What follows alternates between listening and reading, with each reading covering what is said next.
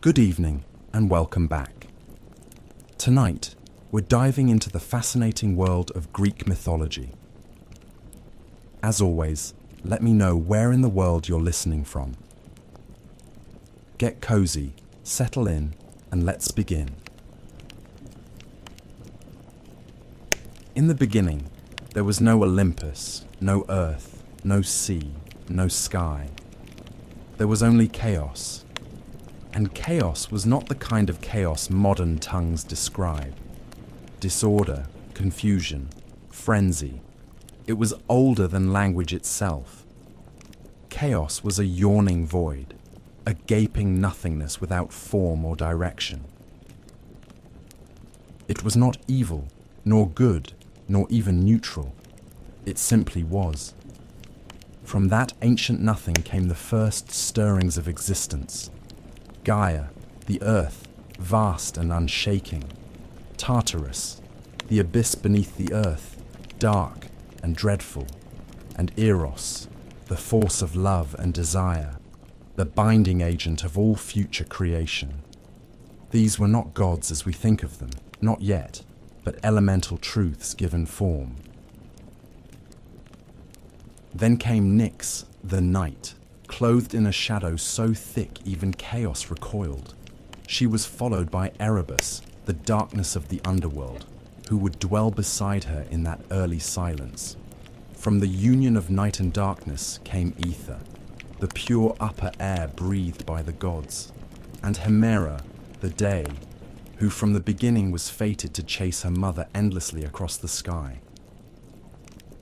Thus, the cycle of night and day was born not through science but through myth, through a family of strange invisible titans who lit and dimmed the sky with each passing hour. Gaia, the earth herself, did not lie idle. She was patient and fertile, and from her own body she brought forth Uranus, the sky, vast and star-strewn. He was both her son and her consort, and when he arched over her, stretching across the heavens, the world found its first shape, a domed sky above a broad and endless plain. Gaia also birthed the mountains, tall and wild, and Pontus, the sea, who surged with a will of his own before ships or sea monsters ever touched his waters. Together, earth and sky became the first great pair, and their union brought forth the Titans, the first generation of powerful beings who would rule the cosmos long before Zeus and his kin rose to power. There were 12 Titans in all, 6 sons and 6 daughters, each vast and elemental in their own right. Oceanus, the encircling river, Hyperion, the lord of light, Coeus, the inquirer, Creus, the constellation bearer, Iapetus, the ancestor of men, and Cronus, youngest and most cunning. Among the daughters, Theia, shining mother of the sun and moon, Rhea, future mother of gods, Themis, embodiment of divine law, Mnemosyne, the memory of all things, Phoebe, the radiant one, and Tethys, the nourishing sea.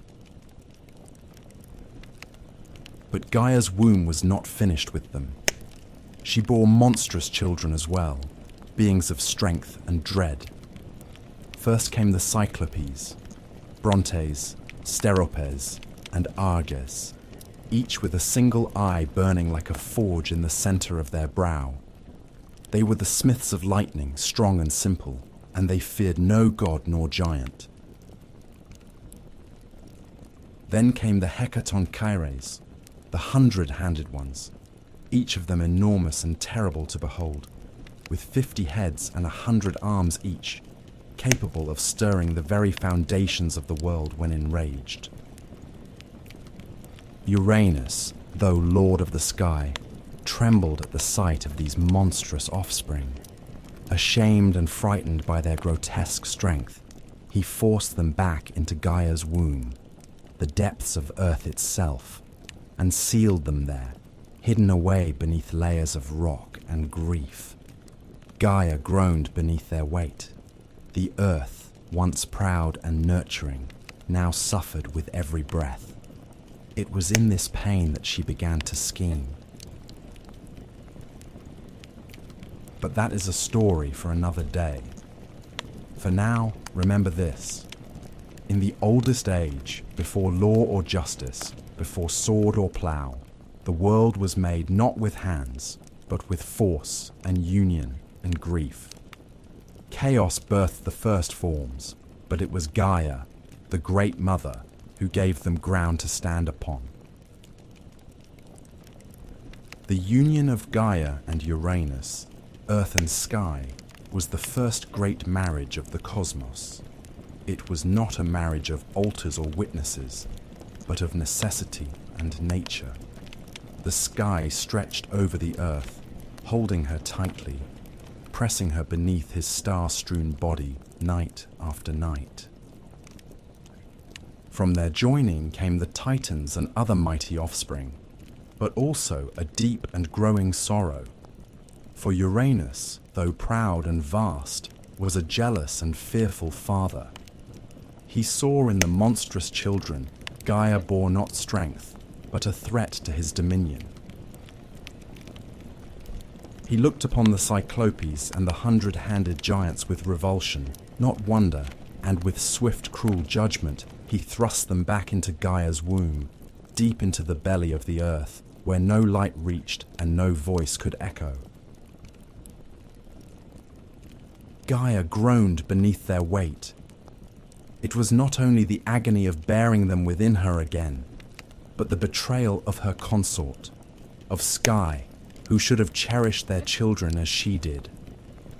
Night after night, Uranus descended upon her, pressing down the heavens to meet the earth, blind to her pain and deaf to her grief. She could endure no longer. And so, from her own flesh, she fashioned a weapon, not of bronze or iron, for such things had not yet been dreamed, but a great sickle of unyielding flint, jagged as truth and sharp as vengeance. Then she went to her Titan sons, the firstborn and mightiest among her children, and laid bare her suffering. "Your father has wronged me," she said. "He has caged your brothers. He has silenced the womb that bore you. Who among you will aid me?" One by one they turned away, fearful of their father's might. Only Cronus, the youngest, the shrewdest, the one with watchful eyes and a patient heart, stepped forward. "I will do it," he said. "Give me the blade." So Gaia set the trap.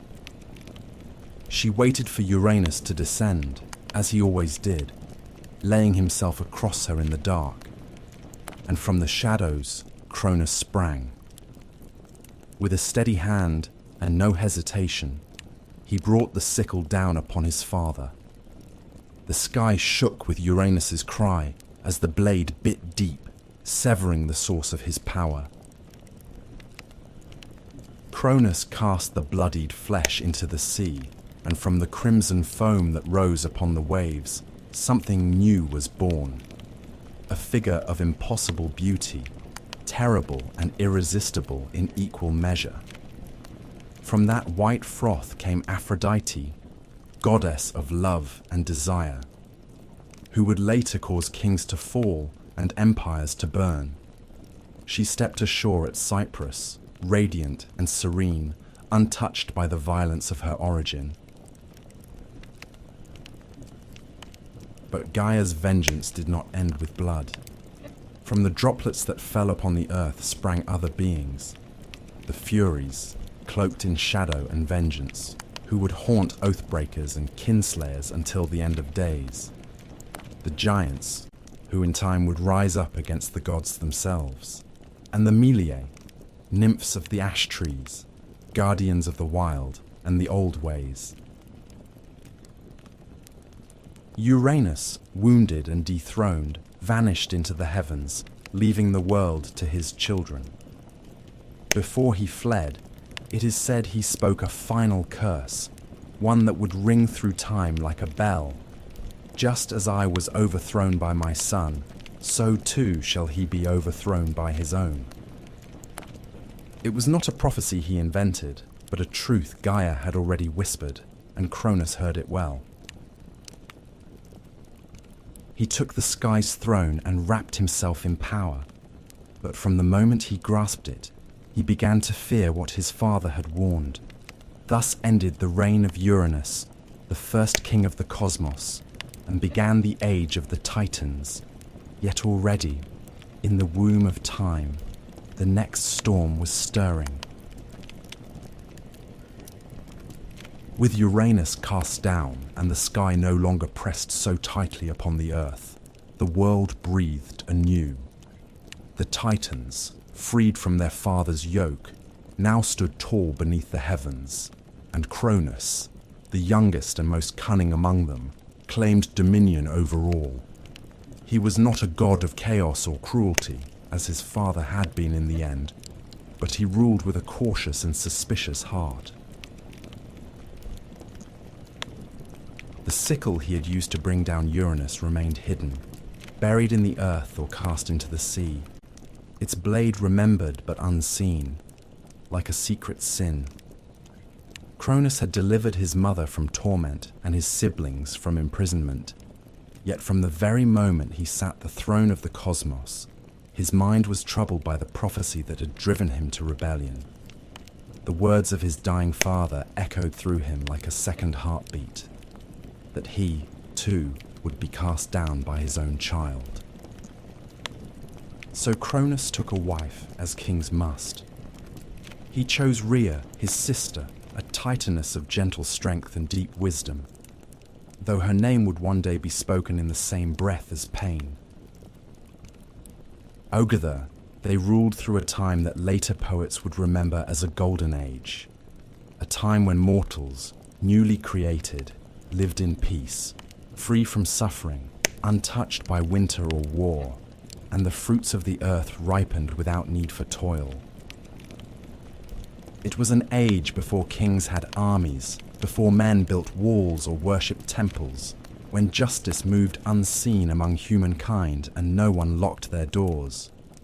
But such peace, as the world has always known, does not last. In time, Rhea began to bear children, and as each was born, Cronus remembered his father's curse. He did not hesitate. The moment Rhea placed each newborn in his arms, first Hestia, then Demeter, then Hera, Hades, and Poseidon, he opened wide his jaws and swallowed them whole. Not a trace was left, not a cry, not a cradle, only the knowledge that they were gone, hidden within their father's belly like seeds in winter soil.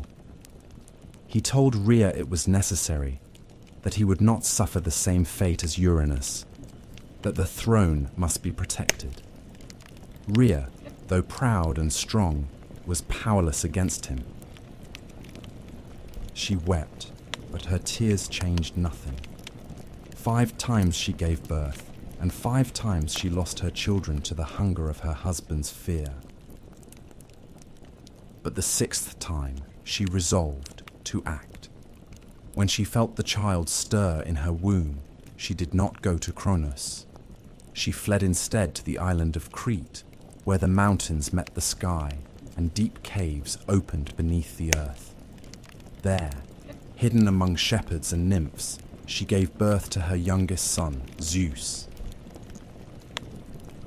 And from the moment of his birth, Rhea knew he was different. His cry shook the trees. His eyes opened before his first breath. And when he grasped her finger, he held it with the strength of fate itself. To deceive Cronus, Rhea wrapped a stone in swaddling cloth and presented it to him with trembling hands. He swallowed it greedily, thinking the danger had passed. But beneath Mount Ida, the infant Zeus was nursed in secret. He was guarded by the Curetes, warriors who danced and clashed their shields to drown out the sound of his cries, and fed by the goat Amalthea, whose milk gave him strength beyond measure. And as Zeus grew, so did the storm that would one day break the world. Yet for now, the age of Cronus held.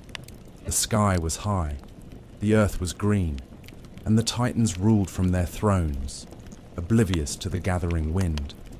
But deep within Cronus, 5 children stirred in the dark, and far to the west, a child born in secrecy watched the stars and waited. In the hidden folds of Mount Ida, where the air was thin and the wind whispered ancient names through stone and pine, Zeus grew to manhood. Raised in secret, far from his father's gaze, he learned of the world not through books or scrolls, but from the silence of the high peaks, the rustling of leaves, and the cautious stories murmured by his guardians in firelight.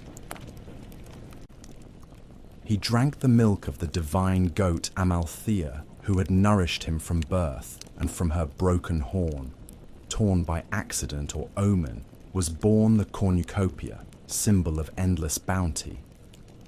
When Amalthea died, Zeus hung her hide among the stars in her honor, and her memory became part of the sky he would one day command. But he was not born to stargazing or solitude. The blood in his veins was thick with prophecy, and his bones carried the weight of rebellion. As he came of age, Gaia herself began to stir. She remembered the betrayal of Cronus, the pain of her imprisoned sons, the 100-handed ones, and the Cyclopes buried deep in Tartarus. Her vengeance had not ended with Uranus. It had only been delayed. With words as old as stone, she whispered truth into Zeus's dreams, and in his waking hours she guided his steps. First, she led him to Metis, the Titaness of wisdom, whose counsel was shrewd and whose loyalty leaned toward the future. With Metis's aid, Zeus fashioned a plan. To strike against Cronus, a king of Titans and time, would require more than strength. It would demand cunning. Zeus returned in disguise to the house of his father, and there, with Metis's craft, he offered Cronus a potion laced in wine, bittersweet and thick as honey. The drink stirred the old Titan's gut, and at last, with a shudder and a groan, Cronus vomited forth the children he had swallowed long ago. They came not as infants, but full-grown and gleaming, clad in the strength of gods, reborn into a world already poised for war.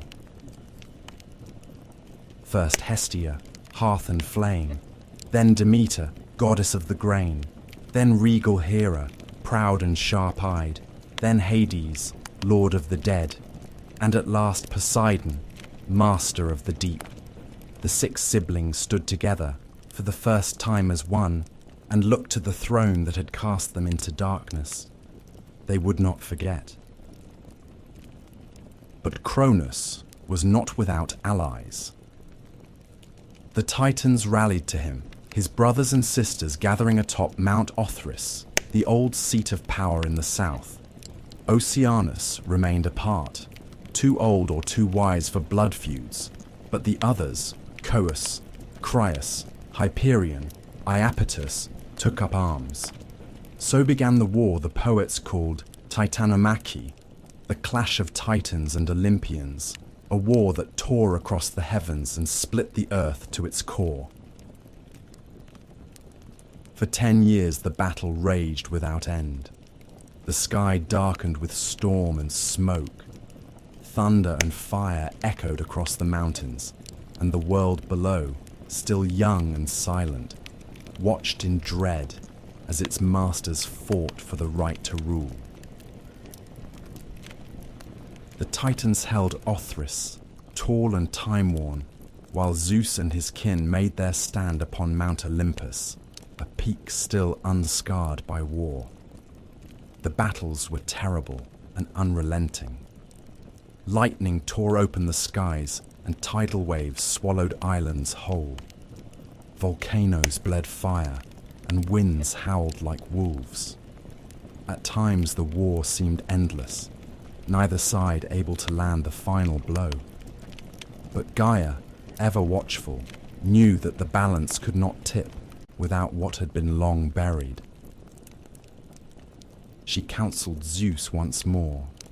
If he were to win, he must descend into Tartarus and free his monstrous uncles, the Cyclopes and the Hecatonchires, whom Cronus had kept locked in chains out of fear. With his siblings beside him, Zeus broke the gates of the underworld and released the imprisoned powers. The Cyclopes, grateful and eager, gifted Zeus his greatest weapons, the thunderbolt, the symbol of sky and storm. To Poseidon, they gave the trident with which he would command the seas, and to Hades, a helm of darkness that would make him unseen. The Hecatonchires, giants with 100 hands, joined the fight at last, hurling mountains like stones and battering the Titans with the fury of ancient things unbound.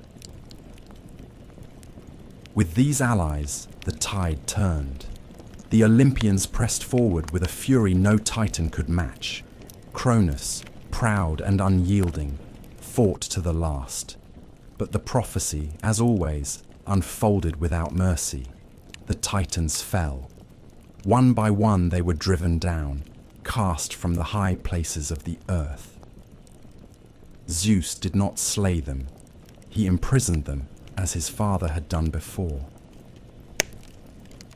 Deep into Tartarus, they were hurled, bound in chains forged by the 100-handed ones, behind bronze gates that would never rust or break. Only a few escaped that fate: Prometheus and Epimetheus, who had sided with the gods, and Themis, who foresaw the justice of their rule.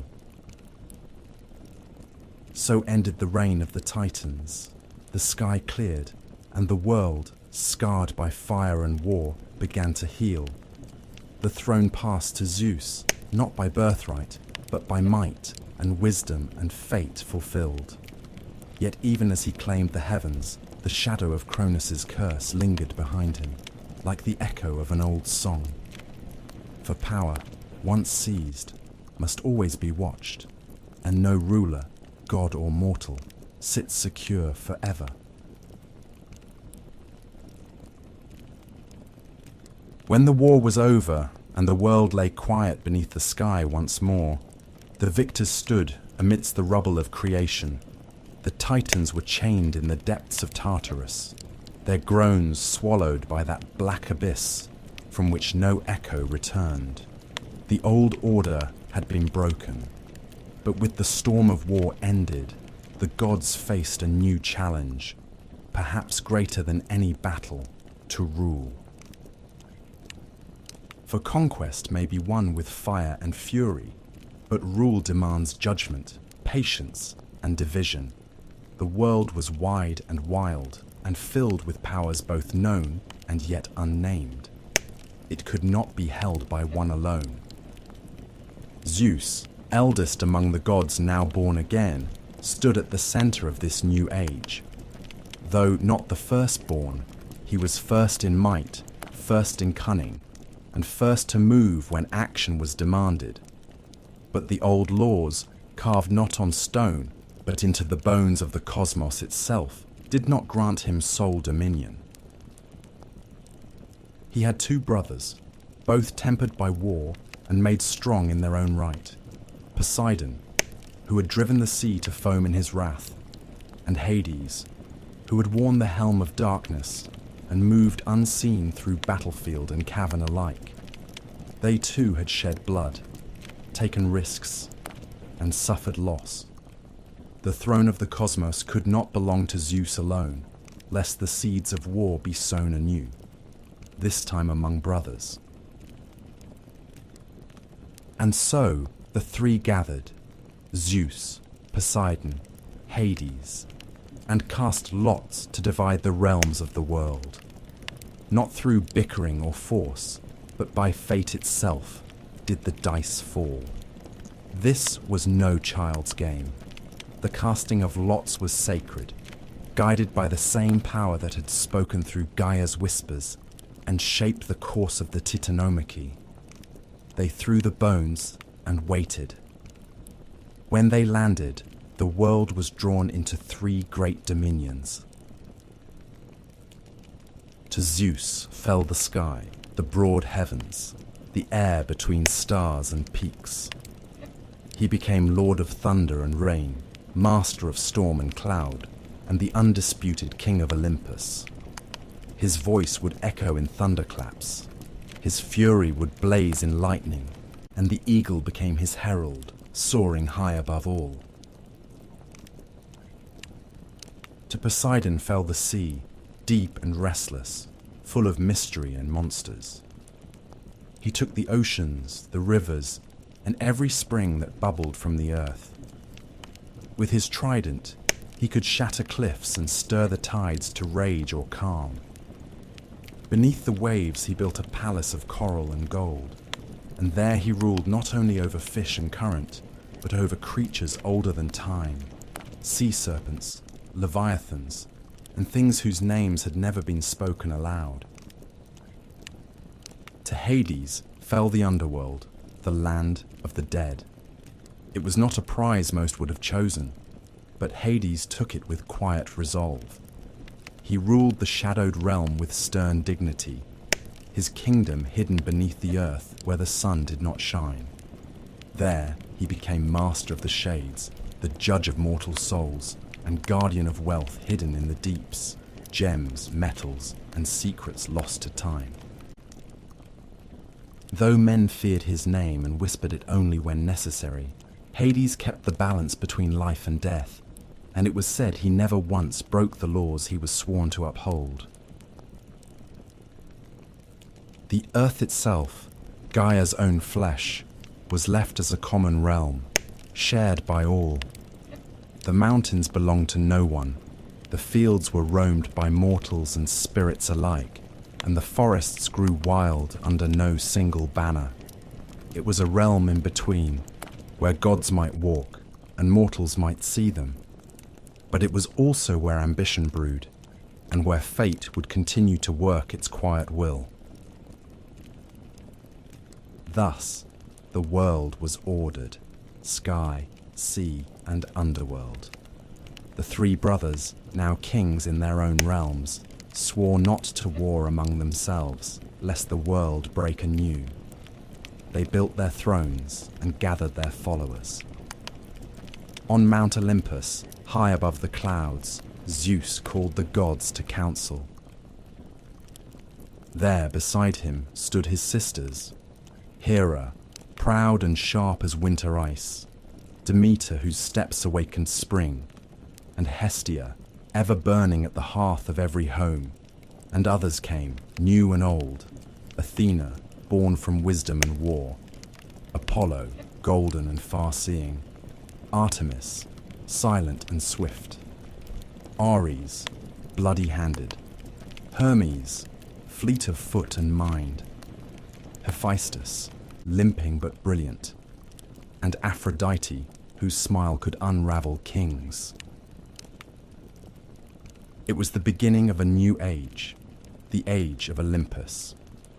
But though the thrones had been set and the realms divided, the world would not stay still for long.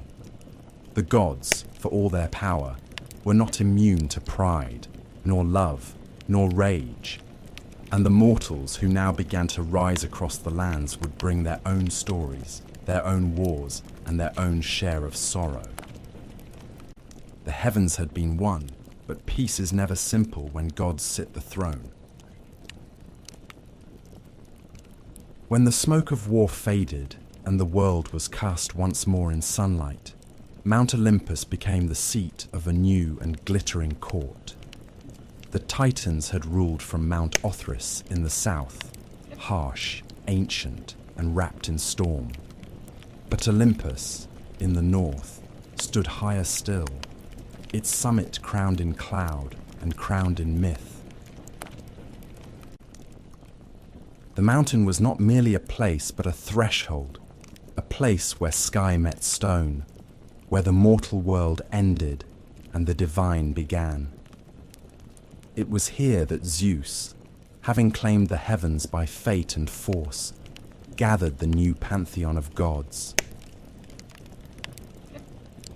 The Olympian court did not mirror mortal kingdoms. There were no brick-paved roads leading to its gates, no heralds announcing guests, no armies stationed at its base. The gods needed no walls to guard them. The air itself served as their boundary, a veil too high for mortal breath. Olympus was said to have no storms, no snow, no decay.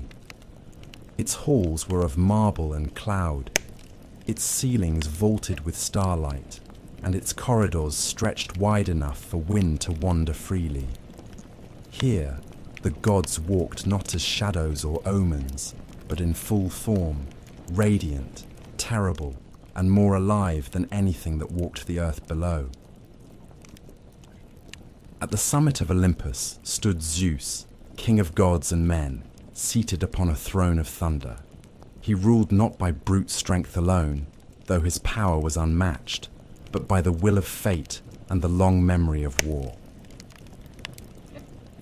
His voice carried like distant thunder, his eyes saw beyond clouds and time, and in his hand he carried the thunderbolt, the Cyclops' gift, the symbol of judgment swift and final. But even he did not rule alone. Around him stood the others, each a pillar in the new order of the world. Hera sat beside him, not merely as wife, but as queen, sovereign in her own right. She was the goddess of marriage, of queenship and childbirth, and the silent fury of a woman wronged. Proud and unyielding, Hera remembered every slight, and her jealousy would one day shape the fates of gods and mortals alike. Her crown was not one given, but earned, forged in the fires of betrayal and bound by the sacred oaths of Olympus. Demeter came next, the goddess of grain and growth. Where her feet touched the earth, the soil softened and seeds stirred. Her presence brought harvest and plenty, and without her, the fields grew barren. She did not sit high among the thunder and marble, but walked often in the world below, watching over the ploughmen and mothers who whispered her name at dawn.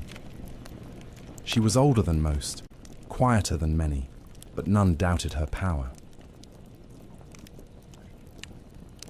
Then there was Hestia, goddess of the hearth, the firstborn of Cronus and Rhea, and the last to be freed from her father's belly.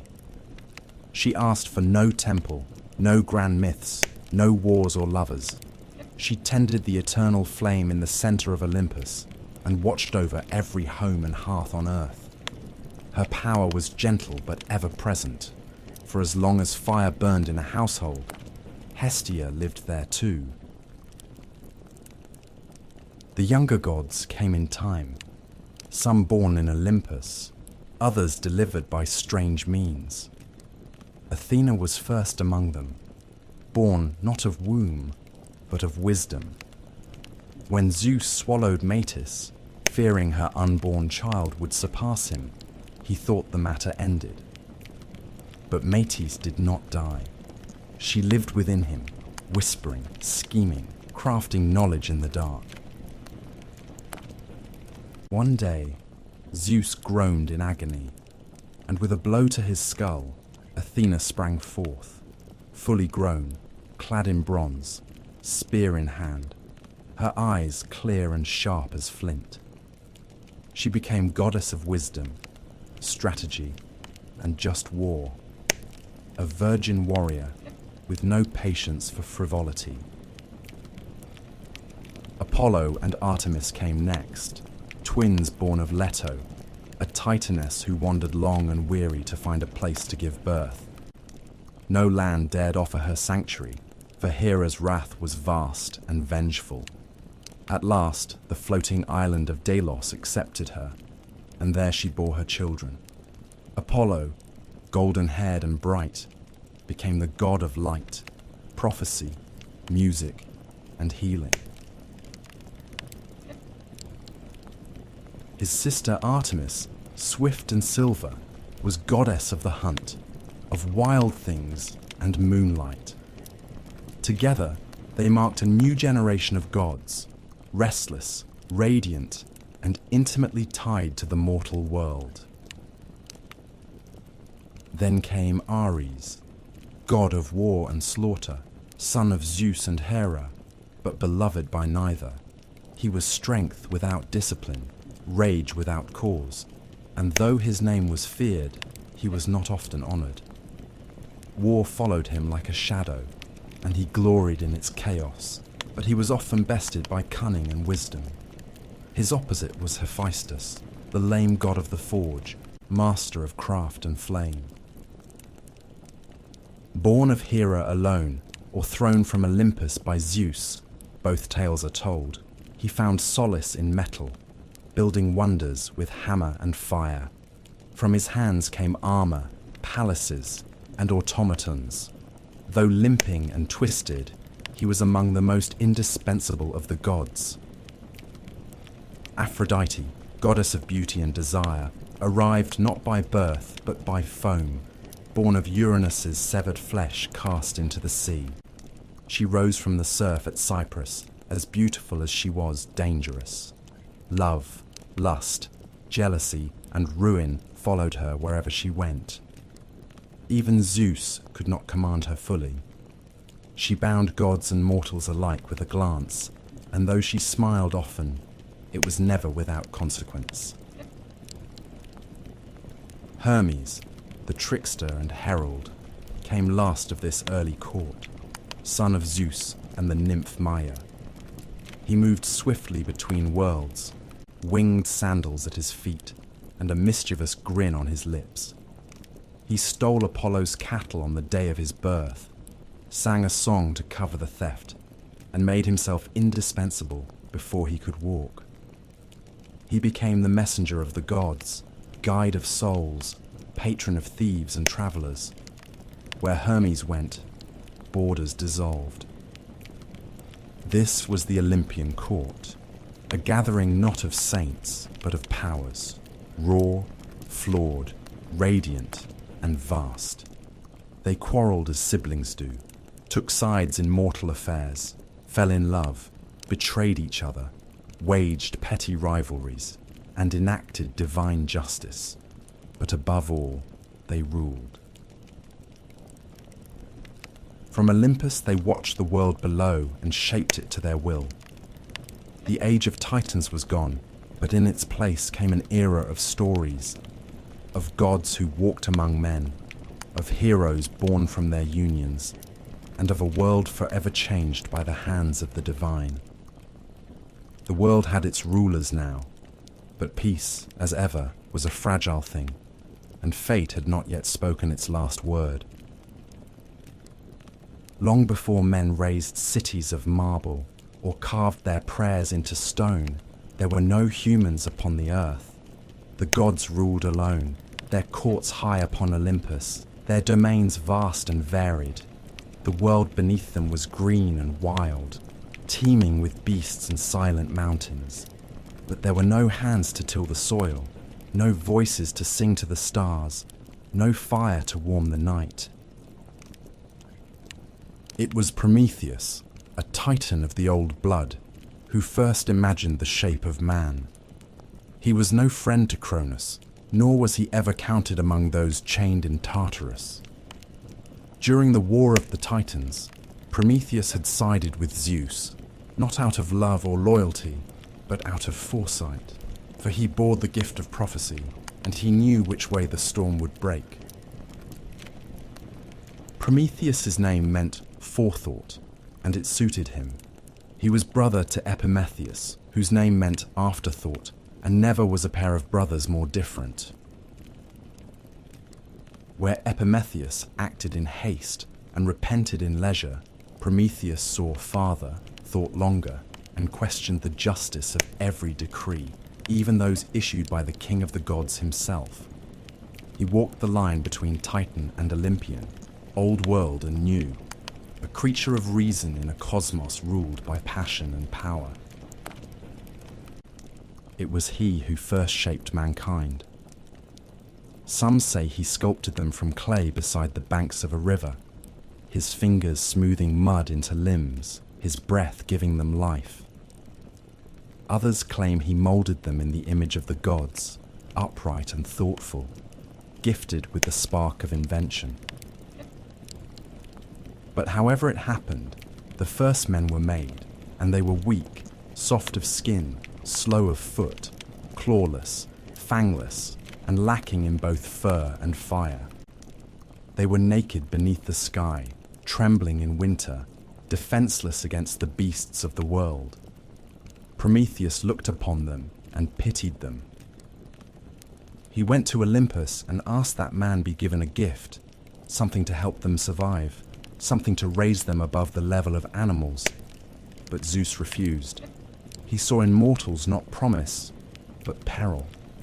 The God King had only just seized his throne and was wary of new forces rising beneath him. "Let them live," he said, "but let them fear. Let them know their place beneath the gods." Fire, he declared, was the privilege of immortals.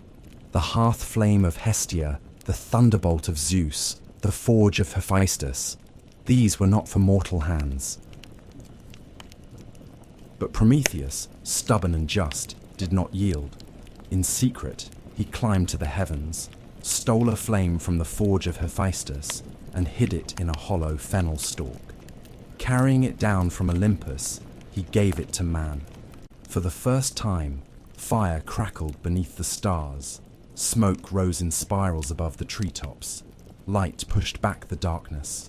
With fire came warmth, safety, cooking, metal, language, craft. Humanity, once cold and voiceless, began to build, and with fire came defiance too. Zeus was not long in discovering the theft. His fury was terrible. To punish mankind, he commissioned the gods to create a gift, though it was a curse in disguise. Hephaestus shaped her from clay, a woman of perfect beauty. Aphrodite gave her charm, Hermes gave her cunning, and Athena clothed her in silver raiment. Her name was Pandora, meaning all gifted, and she was given a sealed jar, mistranslated in later ages as a box, containing the sorrows of the world, disease, toil, grief, madness, envy, and death itself. Epimetheus, ever the fool, took her into his home despite Prometheus's warnings. And when Pandora, driven by curiosity, the final gift of the gods, opened the jar, the evil spilled out into the world like smoke from a fire too long confined. Mankind, who had known peace in their brief golden youth, now found themselves hunted by fate. Hunger gnawed at their bellies. War bled them dry. Age stooped their backs. Only hope remained inside the jar, some say by accident, others say by design. A flickering light amid the gloom. But Prometheus's punishment had not yet come. For the crime of defying Olympus, Zeus ordered him chained to a mountain at the edge of the world. Some say the Caucasus, others say a place lost to myth. There he was bound in adamantine chains, unbreakable and eternal. Each day, an eagle born of Typhon or sent by Zeus would descend and feast upon his liver. Each night, it would grow back, and each morning the torment would begin again. He was immortal, and so the suffering could not kill him. He endured it for generations, long after kingdoms rose and fell, long after men forgot the gods who made them. And yet, even in chains, Prometheus did not repent. He knew a secret, a truth Zeus feared above all, that one day the king of the gods would fall, not by blade or rebellion, but by his own seed. It was this knowledge that protected Prometheus, for Zeus could not destroy him without first uncovering the name of the woman who would bear his doom. So the Titan waited, bound but unbowed, as men lit fires in the dark and told stories of the one who had dared to steal from the gods. The gods, for all their glory, were not alone in shaping the world. Beneath Olympus, on the soil that drank the rain and felt the sun's warmth, mankind struggled, rose, and fell, again and again. Their lives, short and flickering beside the long memories of the immortals, still left a mark. And though Zeus ruled the skies and Poseidon stirred the seas, it was the deeds of mortals that filled the earth with both beauty and sorrow. The poets who lived after would look back on this long, winding journey and see not one mankind, but many, each born into its own era, marked by the blessings and punishments of the gods. It was Hesiod, the Boeotian farmer and poet, who first set these ages into words, dividing the long march of human existence into 5 distinct epochs: gold, silver, bronze, heroic, and iron. Each was less than the one before, save one. In the beginning, there was the Golden Age, and it was unlike any time that followed. It came during the reign of Cronus, before the gods had learned to fear rebellion, and before the earth bore the weight of iron or war. In those days, men lived like gods themselves, free from pain, untouched by age, and unburdened by toil. The earth gave forth her bounty without coaxing, offering harvests in every season. There was no need for laws or swords, no need for kings or coins. These early mortals knew no hunger, no sickness, no grief. When their time came, they did not wither or suffer, but died as if falling into sleep, their spirits becoming guardians, pure and watchful, wandering the world as kindly daimones, protectors of justice and peace. Theirs was a life of harmony, and theirs was the closest any mortal would ever come to Eden. But the Golden Age passed, as all golden things do. With the fall of Cronus and the rise of Zeus, the Silver Age dawned, a time of beauty dimmer and souls less noble. These mortals grew tall and strong, living long lives, but they lacked the wisdom and restraint of the golden race. They lingered in childhood for 100 years, ignorant and pampered, only to grow into violent, arrogant men who refused to honor the gods or heed their decrees. They built no temples, gave no offerings, and mocked the laws of Olympus. For this, Zeus struck them down.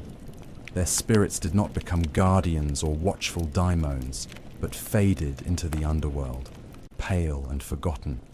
Theirs was a race lost to pride and disobedience, a mirror of divine fear come true. Then came the Bronze Age, born of ash trees, the same trees used for spears and shields. These were not gentle men.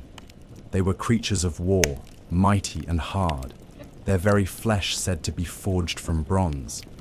Their homes were bronze, their tools were bronze, their hearts seemed cast from the same metal. They lived for battle and died by it, sowing the world with blood and ash. They were terrible to behold, but not evil, only driven by the rhythm of war drums and the clash of arms. They built no cities, wrote no poems, carved no statues. When they died, they left little behind but shattered swords and empty fields. Even the gods did not mourn their passing. They sank into Hades without echo or prayer. Yet not all decline is steady. From the blood and smoke of the Bronze Age rose a brief and brilliant light, the Heroic Age, a time unlike any other. It was not part of the descent, but an interlude of glory before the fall. These mortals were greater than those who came before or after. They were the demigods, the sons and daughters of gods and men. They built cities, sailed seas, and carved their names into the memory of the world. This was the age of Perseus and Heracles, of Theseus and Atalanta, of Jason and the Argonauts, of Hector and Achilles and Odysseus. They fought great wars against monsters, against foreign kings, and finally against each other at Troy. Many died young, and many more died forgotten, but their stories lingered, carried in song and stone, in epics and prayers. Some were granted a place in the Isles of the Blessed, far beyond ocean's edge, where heroes dwell in peace and sunlight forever. The heroic age did not last, but while it burned, it lit the world.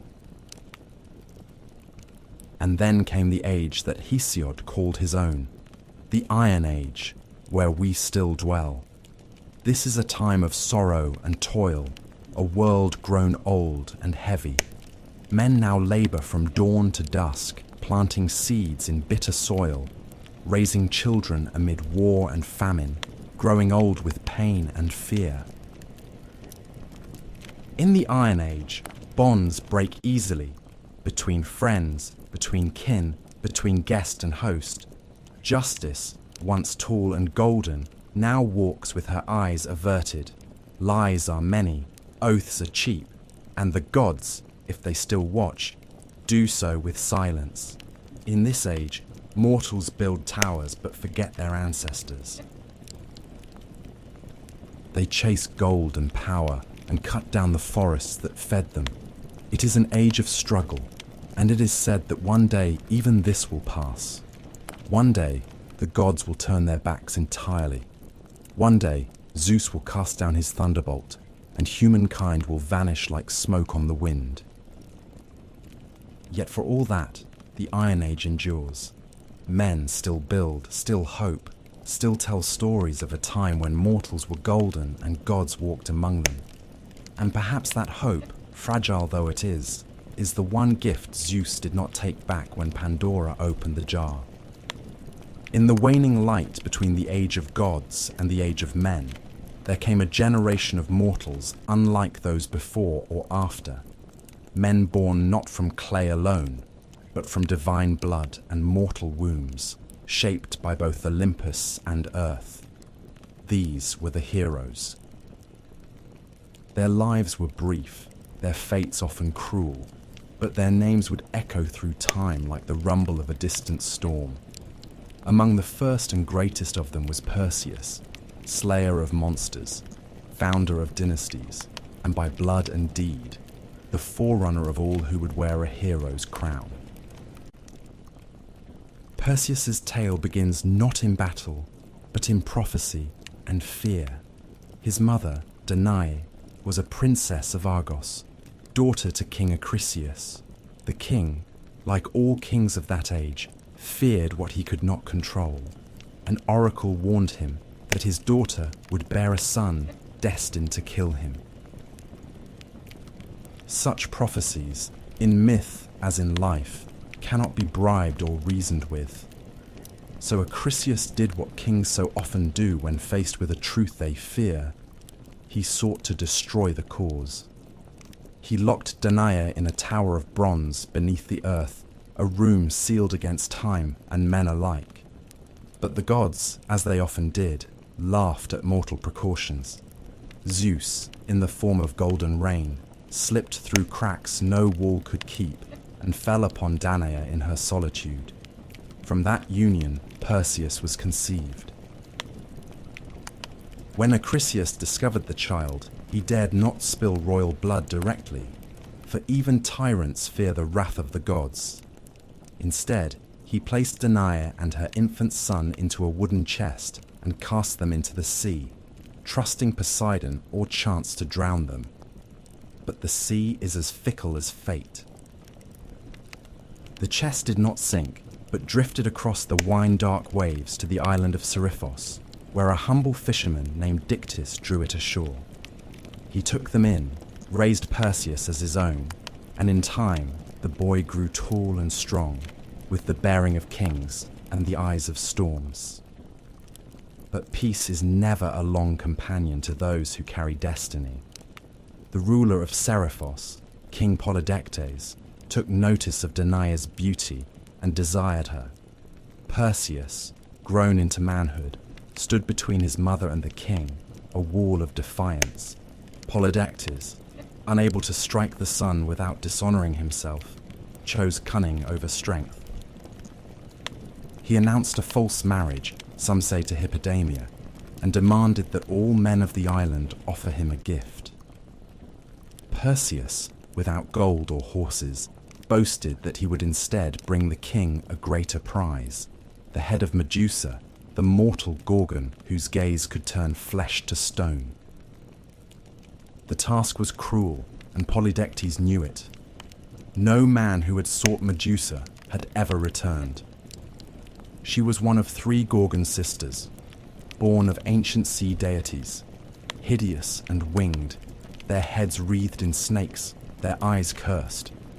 Only Medusa was mortal. Her sisters were immortal, and none could be approached without peril. But the gods, who watched the world with curious eyes, favored Perseus. Athena, born from her father's head, and never one to forget a slight. Medusa, after all, had once been a maiden in her temple, until Poseidon's violence and pride had defiled it, lent her shield to the young hero. It was polished like a mirror, and in its reflection, one could look upon a Gorgon without meeting her gaze. Hermes, swift and shrewd, gave him a curved sword and winged sandals to fly, and directed him to the Graeae, the grey sisters who shared a single eye between them and knew the secret path to the Gorgon's lair. Perseus, through wit and will, stole their eye and bargained for the truth. They told him of the nymphs who kept the sacred items he would need, the helm of Hades, which made its wearer invisible, a kibisis, a magical sack to contain the Gorgon's head, and knowledge of the place beyond ocean's edge, where night never lifts and the Gorgons sleep among ancient stone. Armed with these divine gifts, Perseus flew over sea and desert until he reached the ends of the earth. He found them sleeping, Medusa and her sisters, curled in a shadowed grove, ringed by the statues of those who had come before. Perseus dared not look directly, and so with Athena's shield held before him, he walked backward, step by cautious step, until he stood over the sleeping Gorgon. With one swift stroke, he severed her head, and from her blood sprang Pegasus, the winged horse, and Chrysa, the warrior with a golden blade, children of Poseidon, born in death. As Medusa's sisters screamed and clawed the air, Perseus vanished into mist, hidden by the helm of darkness. The deed was done. He returned by the long road, his prize heavy in the sack, its power undiminished. On the way, he passed the shores of Ethiopia, where the sea god had sent a monster to punish King Cepheus and Queen Cassiopeia for their vanity. Their daughter, Andromeda, had been chained to a rock as sacrifice. Perseus, beholding her beauty and innocence, slew the beast, turned it to stone with the Gorgon's head, and claimed her as his bride. She would follow him westward, becoming the mother of his line. When at last he returned to Seriphos, Polydectes scoffed at his tale. So Perseus reached into the sack and withdrew the severed head. The king and his court were turned to stone where they stood. Dictys, the fisherman who had shown kindness to a mother and her child, became king in his stead. The cycle of cruelty was broken, if only for a time. But prophecy, once spoken, is not so easily undone. Perseus journeyed to Argos, where King Acrisius, still haunted by the words of the oracle, fled rather than face the boy he had once condemned to death. Yet fate does not forget. At the funeral games of a neighboring king, Perseus, throwing a discus, struck an old man in the crowd, Acrisius, his grandfather, who died without ever knowing that his death was no murder, but an accident long foretold. So the circle closed, as they always do in myth. Perseus had fulfilled the prophecy, though not by malice. He had slain a monster, saved a maiden, founded a line of kings, and carried the weight of fate with dignity. He would not live forever, but his name would. For from his blood would come Heracles, and from Heracles, the next chapter in the story of the gods and men. If Perseus was the first great hero, Heracles was the mightiest. His name, like thunder over distant mountains, carried weight across every land touched by Hellenic breath. He was not merely strong, but larger than life itself, straddling the border between man and god, joy and grief, triumph and tragedy. He was the great-grandson of Perseus, a scion of Argos, and a son of Zeus. And though the gods would bless him with strength, they would curse him with suffering. His birth was itself a trick of time. Zeus, ever lustful, desired Alcmene, wife of the Theban general Amphitryon. Disguised as her husband, the king of gods lay with her, extending a single night into threefold length. From that union came Heracles, and from Amphitryon, a twin, Iphicles, mortal and unblessed. Hera, as always, watched from her throne with a cold and bitter eye. She knew her husband's ways, and she knew too well the threat that this child, half god though he was, might one day pose to her own dominion. Even in the cradle, Heracles bore the mark of the divine. Hera, seeking to destroy him early, sent 2 serpents into the nursery to strangle the infant. But the child reached out with plump hands and throttled them both, one in each fist, before any nurse could scream. From that moment, his fame began to grow. As a youth, he trained in all the arts befitting a nobleman: music, archery, wrestling, and chariot driving. Yet there was something wild in him, a restlessness of soul that no lyre or tutor could tame. Manhood brought him both love and ruin. He married Megara, daughter of the Theban king Creon, and for a time lived in peace, fathering sons and defending his city.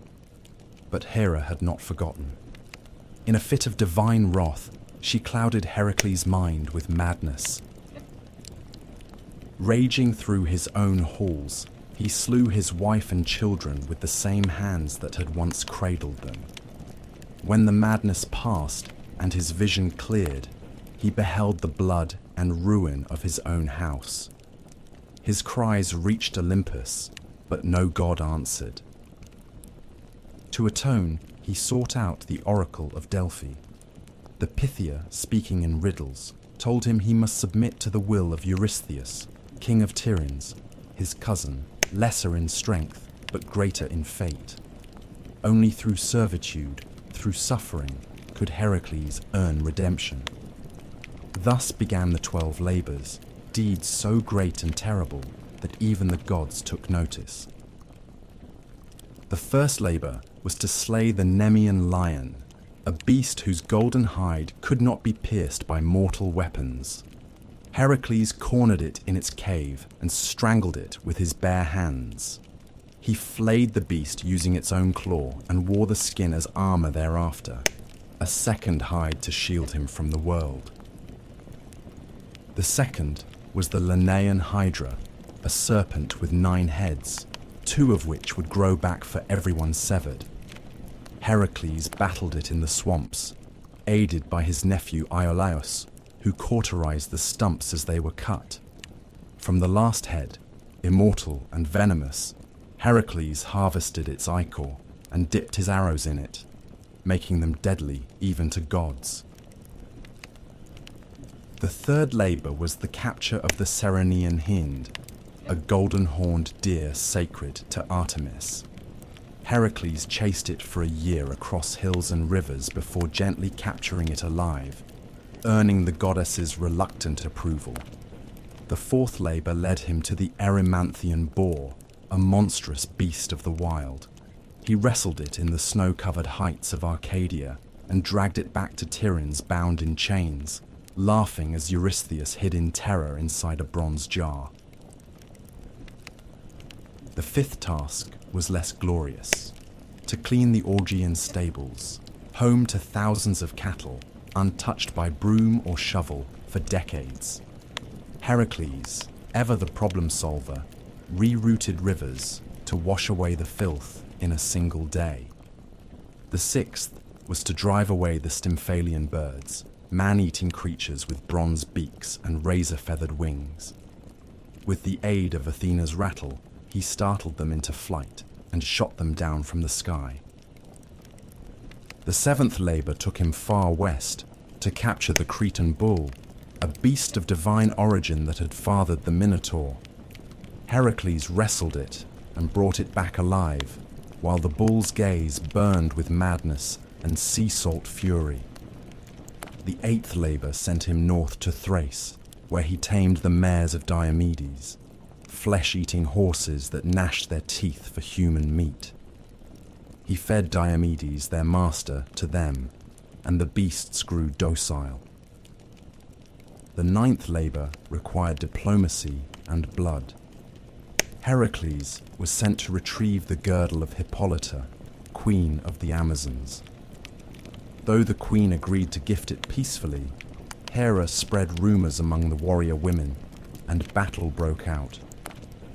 Heracles slew Hippolyta and escaped with the belt. The 10th led him to the edge of the known world, to Erythea, where he stole the cattle of Geryon, a triple-bodied giant. He built the pillars of Heracles at the Strait of Gibraltar and fought the giant, his herdsman, and his hound all at once before driving the red cattle back across continents. But Eurystheus, seeking to discredit him, declared 2 labours invalid, claiming Iolaus had helped with the Hydra and the rivers with the stables. 2 more were required. The 11th was to steal the golden apples of the Hesperides, guarded by nymphs and a dragon coiled around the tree's base. Heracles tricked Atlas, the sky-bearer, into retrieving the apples while he held the heavens.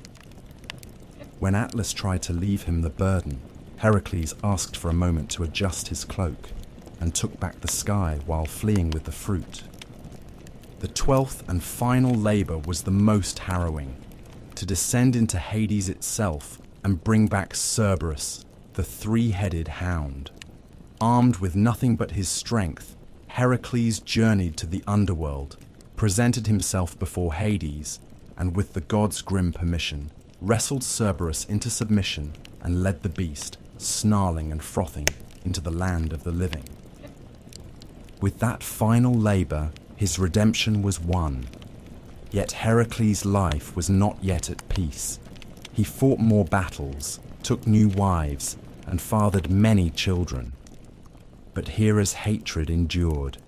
In the end, it was not blade or monster that killed him, but the poisoned blood of the centaur Nessus, smeared upon a tunic gifted by his wife Deianira, who believed it a love charm. As the poison burned through his flesh, Heracles built his own pyre upon Mount Oeta. No mortal dared light it, until Philoctetes, a simple shepherd, stepped forward. For that, he was given the hero's bow. Heracles was consumed by flame, but in death he was reborn. Zeus lifted him to Olympus, where he was granted immortality and married to Hebe, goddess of youth. He became not just a hero, but a god. His labours, born of grief and guilt, became the very measure of heroism. Where others were remembered in story, Heracles was remembered in shrines, in games, and in the hearts of men who, though mortal, dared to dream of greatness. If Heracles was the greatest of Greek heroes, then Theseus was the most political, the most cunning, the most human. He was not merely a slayer of beasts or a breaker of curses. He was a builder of cities, a weaver of laws, and the founding spirit of Athens, the city that would one day name itself the cradle of civilization. His story is tangled with myth and memory, with the thunder of heroes and the whisper of politics. In him lived both brute strength and bright reason, the dual spirit of a nation that worshipped Athena with spear in hand and olive branch on the brow. Theseus was born of two fathers, King Aegeus of Athens and Poseidon, god of the sea. His mother Hera lay with both on the same night, one mortal, one divine. From this double union came a boy of destiny, raised far from Athens in the city of Troezen, unaware of the great blood in his veins. Before leaving, Aegeus had hidden a sword and sandals beneath a heavy stone, telling Hera that when the boy was strong enough to lift the stone, he would be ready to claim his birthright. In time, Theseus grew tall and sharp-eyed, restless in his limbs and mind. At 16, he moved the stone with a grunt and a grin, and took up his father's tokens. Many would have travelled the easy road to Athens by sea, but Theseus chose the land route, the longer, more perilous way, for he believed that true kingship must be earned, not inherited. And so began the 6 labours of Theseus, not vast or godlike like Heracles' trials, but earthy and intimate, each a monster of the road, a terror to the common man. He defeated Periphetes, the club-bearer, taking his weapon as a symbol. He slew Sinis, who tied travellers to bent pine trees and tore them in two. He pushed Siren from the cliffs into the sea, ending the reign of a man who forced passers-by to wash his feet, only to kick them to their deaths. He overcame Tersion, the wrestler, by outmatching brute force with technique, and Procrustes, who made beds fit travellers by stretching or cutting them, found his own death in the same iron frame. Theseus did not just survive, he cleaned the land as he passed through it, paving the way for Athens itself to rise. When he arrived in Athens, King Aegeus did not recognize him. The queen, Medea, now wife to Aegeus, and still seething with old sorceries, saw the threat in the boy and urged the king to poison him. But Theseus presented the sword and sandals, and at the last moment Aegeus cast the cup aside, embracing his son before all the court. Joy, of course, never lingered long in myths. Trouble was already stirring in the east. For years, Athens had suffered under a bitter tribute. In a war with the island of Crete, Athens had been defeated, and as punishment, King Minos demanded 7 young men and 7 maidens be sent every 9 years to feed the Minotaur, a monstrous half-man born of lust and vengeance, kept in a twisting labyrinth beneath the palace at Knossos. This creature had been born from Minos's pride. When Poseidon sent a bull from the sea, Minos was meant to sacrifice it, but instead he kept it for himself. In punishment, the gods cursed his wife, Pasiphae, to fall in love with the beast. From their unnatural union came the Minotaur, Asterius, horned and violent, a living shame sealed away in the maze designed by Daedalus, the great inventor. Theseus, learning of the tribute, volunteered himself among the chosen. He would go not as a lamb to slaughter, but as a hunter into the lair. Before departure, he promised his father that if he succeeded, he would return with white sails upon his ship. If he failed, the sails would remain black. Upon arrival in Crete, fate turned again. Ariadne, daughter of Minos and half-sister to the Minotaur, saw Theseus and loved him. She gave him a gift, a ball of thread, a clue, and the secret to the labyrinth's winding paths. That night, Theseus entered the maze. In its dark coils, where stone turned endlessly into stone, he found the beast. They fought without words, one prince against one nightmare. Theseus, armed with skill and a sharpened blade, struck the creature down, then followed the thread back into the light. He fled with Ariadne and the freed Athenians, sailing into the Aegean. Yet love, in Greek stories, is never simple.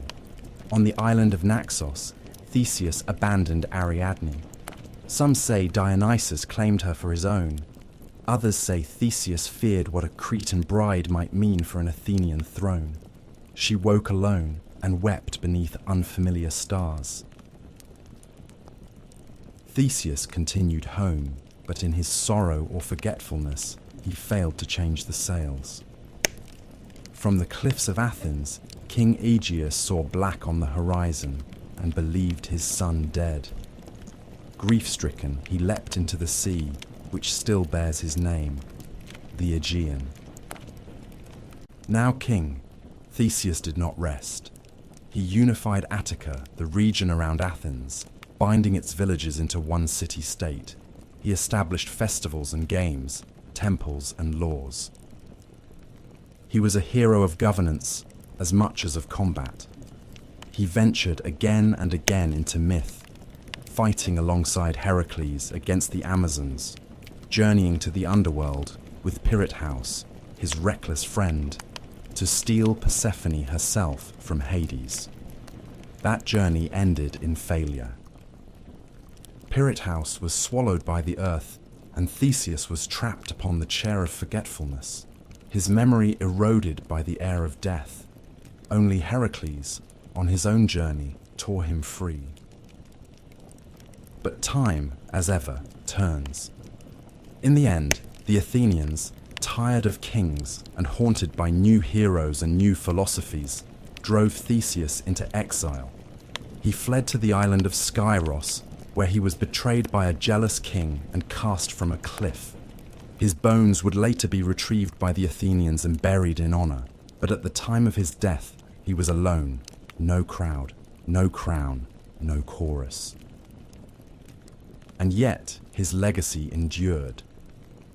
Where Heracles symbolized the strength of the body, Theseus embodied the strength of the polis, the city, the law, the people bound by more than blood. Athens would rise on his shoulders, and though it would worship Athena, it would remember the king who built its bones. Long before Troy burned and long after the Titans fell, there came a voyage unlike any other. A quest that crossed continents and gods, bound heroes into brotherhood, and ended in betrayal and exile. It was a tale of dragons and oaths, of kings usurped and thrones reclaimed.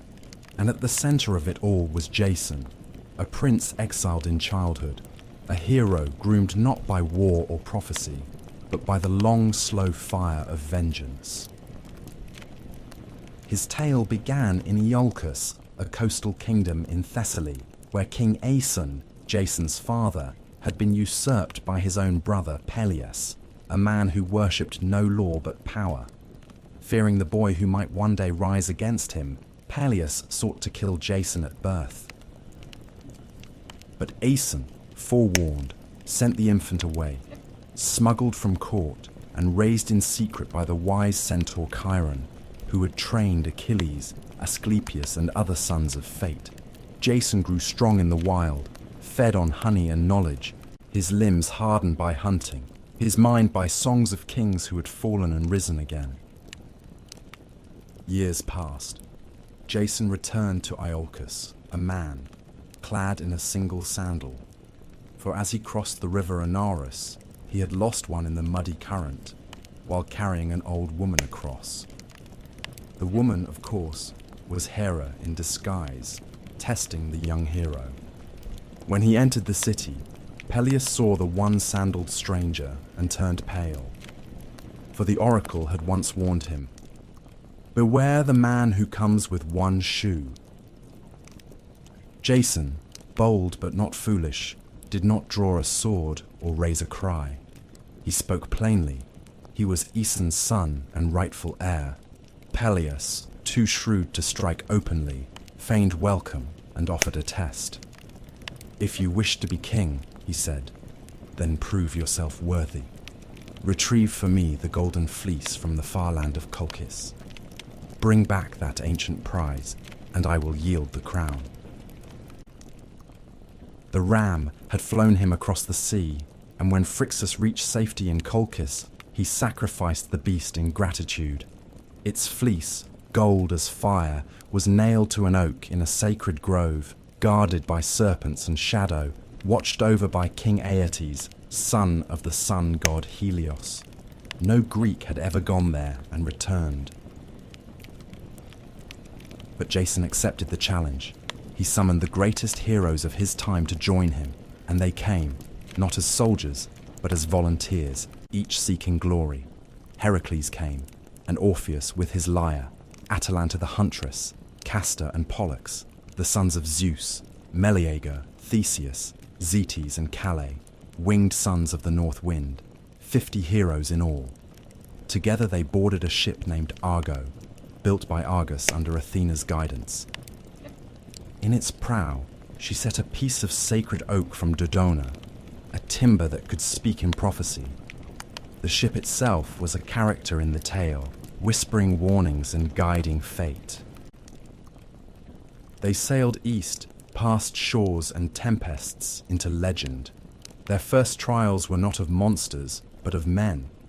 On Lemnos, they met a land ruled by women, who had slain all their husbands. There, Jason lay with Hypsipyle, queen of the isle, and begot sons he would never see grown. In Thrace, they encountered the blind seer Phineus, tormented by the harpies who fouled his food. The winged Boreads drove the creatures off, earning Phineus's prophecy, a path through the deadly clashing rocks, 2 cliffs that slammed shut like jaws upon any who tried to pass. At Phineus's advice, they released a dove. It flew through and lost only a single tail feather. The Argo followed at full speed, and the rocks caught her stern, but just barely. From then on, the passage remained still.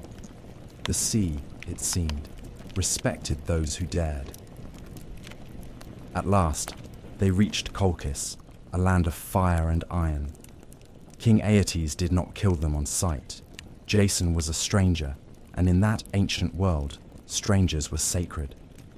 But Aeetes agreed to grant the fleece only if Jason completed 3 tasks: yoke fire-breathing bulls, plough a field with them, sow it with dragon's teeth, and then defeat the warriors who would rise from the soil.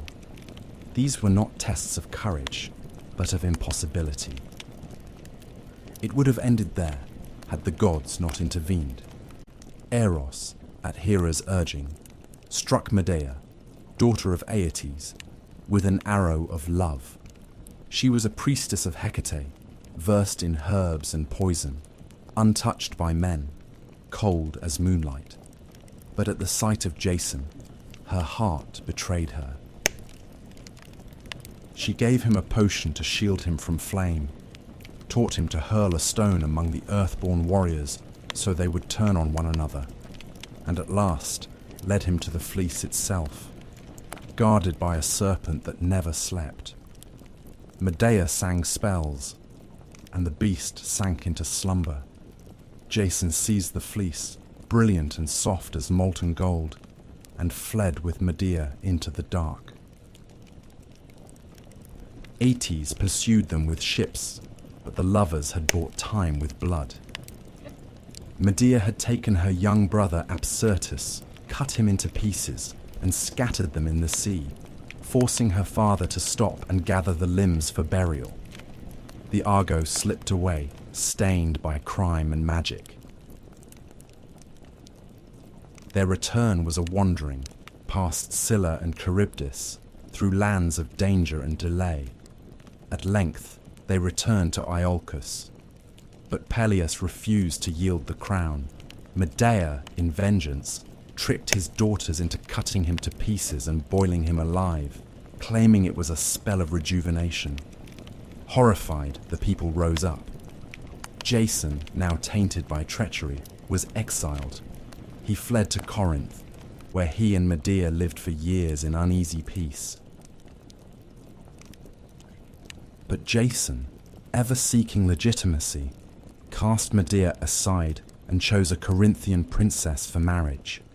Medea, wronged and vengeful, unleashed a fury no man could endure.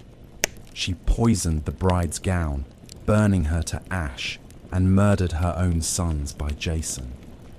Then she fled, carried away in a chariot drawn by dragons, a gift from her grandfather Helios. Jason, broken, returned to Iolcus. In his final days he wandered among ruins, forgotten. One day, resting beneath the Argo, now dry-docked and decaying, a beam broke loose and struck his skull. So passed the great hero, not in battle, not in glory, but in silence, beneath the bones of his past. Yet the tale of Jason endured, for in the quest for the fleece, in the gathering of heroes, in love turned sour and greatness undone, Greece found one of its most enduring myths, the promise and price of ambition.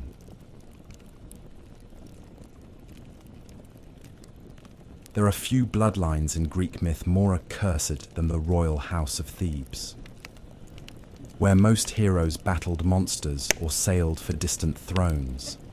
The Theban kings fought their own kin and warred against the past itself. Their legacy is not carved in bronze or sung in triumph, but written in riddles, madness, and murder. Even the city's foundation was steeped in omens and unrest. Thebes began with a quest. Cadmus, a Phoenician prince and brother to Europa, set out to find his sister after Zeus abducted her in the guise of a white bull. Unable to recover her, Cadmus sought guidance from the oracle at Delphi, who told him to abandon his search and instead follow a cow until it lay down. There he was to found a city. Obedient, he wandered until the beast collapsed upon a hill. But when Cadmus sent his companions for water, they met their deaths at the hands of a serpent, sacred to Ares, guarding a spring. Cadmus slew the serpent himself, and at Athena's bidding, sowed its teeth into the soil. From the earth sprang armed warriors, the Spartoi, or sown men, who turned on one another until only 5 remained. These 5 became the noble families of Thebes, and Cadmus their king.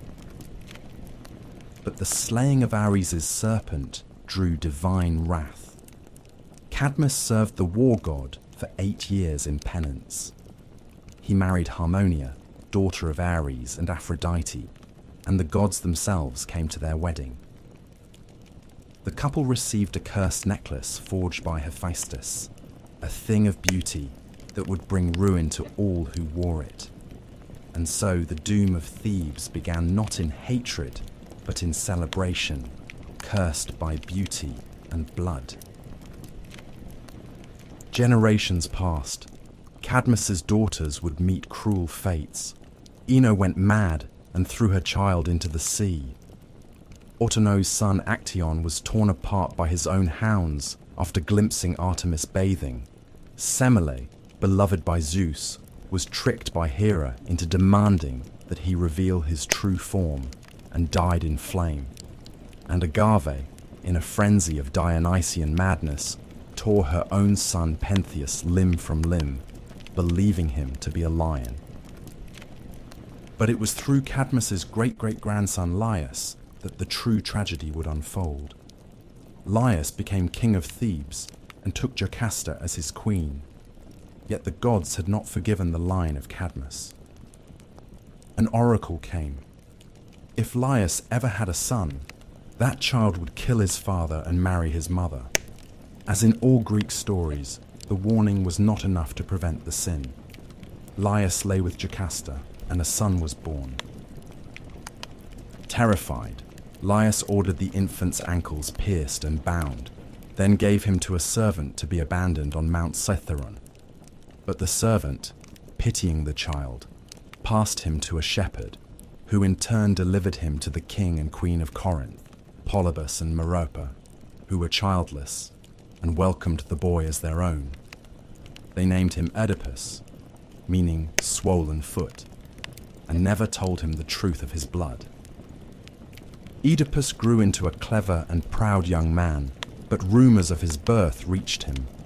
Seeking truth, he journeyed to Delphi, where the oracle gave him the same prophecy once spoken to Laius, that he would kill his father and marry his mother. Horrified, believing Polybus and Merope to be his true parents, Oedipus fled Corinth, unwittingly running toward his fate. On the road, at a crossroads near Daulis, he encountered a stranger, old, proud, and imperious. A quarrel broke out over the right of passage, and in the heat of rage, Oedipus slew the man and his attendants, never knowing that he had just killed his true father, Laius. He continued on to Thebes, which was under siege, not by an army, but by the Sphinx, a creature with the body of a lion, wings of an eagle, and the face of a woman. She devoured all who failed to answer her riddle. What walks on 4 legs in the morning, 2 at noon, and 3 in the evening? Oedipus answered without hesitation. Man. The Sphinx, defeated, threw herself from a cliff. Thebes rejoiced. The city's deliverer was made king, and in gratitude he was given the widowed queen as his bride, Jocasta, his mother. Years passed. Oedipus ruled well and had 4 children, Eteocles, Polynices, Antigone, and Ismene. But plague fell upon Thebes, and the oracle proclaimed the land was cursed by unpunished blood. Slowly, terribly, the truth unraveled. The old man at the crossroads, the queen's grief, the scarred feet, the servant who survived, and the blind prophet Tiresias, who named the king as both father and brother, son and husband. Jocasta hanged herself. Oedipus took her brooches and blinded himself, piercing his own eyes. He begged to be exiled and wandered the land as a wretched figure, guided only by Antigone's hand. In the hills near Colonus, he found sanctuary and, at last, a quiet death, swallowed by the earth, his grave a secret kept by the gods. But his children did not escape the curse. Eteocles and Polynices fought for the throne. When Polynices was exiled, he raised an army from Argos and led the 7 against Thebes, a war that bathed the city in blood. The brothers slew each other in single combat at the gates. Thebes survived, but its soul was broken. Antigone, the last to carry the old honor, buried her brother despite royal decree. For this, she was condemned by her uncle, Creon, and buried alive. The gods sent madness and death to his house as punishment. Thebes endured, but its kingship became a revolving door of ruin. The tale of Oedipus is not one of monsters slain or cities built. It is a tale of fate, of how a man may do all he can to outrun a prophecy and still run straight into its arms. It is a tragedy not born of evil, but of ignorance, of a man who sought the truth and was destroyed by it. The house of Thebes, for all its glory, was built upon the bones of serpents and riddles, and no riddle, no matter how cleverly answered, can change the will of the gods. Of all the wars that ever ravaged mortal soil, none would echo louder than the one fought for a woman's face, a war of oaths and pride, of beauty and betrayal, of gods and kings, and the fall of empires. It began not with spears or fire, but with a wedding, one that all the gods were invited to, save for one. Eris, goddess of discord, was not welcome at the marriage of Peleus and Thetis, the sea nymph fated to bear a son greater than his father. In her fury, Eris cast into the feast a golden apple, inscribed with 3 words that would shatter kingdoms: to the fairest. The apple was claimed by Hera, Athena, and Aphrodite, each believing herself most worthy of its gleam. To settle the dispute, they turned to a mortal shepherd prince, Paris, son of King Priam of Troy, who had been exiled to the hills after an omen foretold he would one day burn the city of his birth. The gods brought him to judgment on Mount Ida, and one by one they offered bribes. Hera promised kingship over all men. Athena pledged wisdom and victory in war. But Aphrodite, with a smile like soft thunder, offered him the love of the most beautiful woman in the world. Paris chose love, and thus Helen of Sparta, daughter of Zeus and Leda, wife of Menelaus, was marked.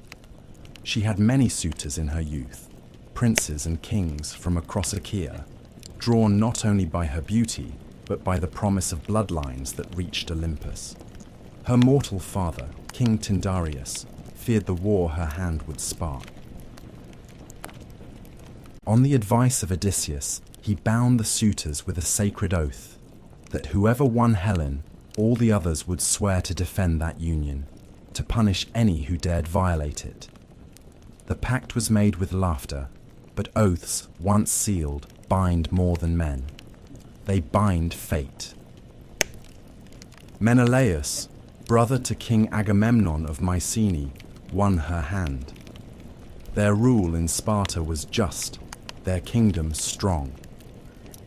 But when Paris came to visit, under the pretense of peace and guest right, he saw Helen and saw in her the prize Aphrodite had promised.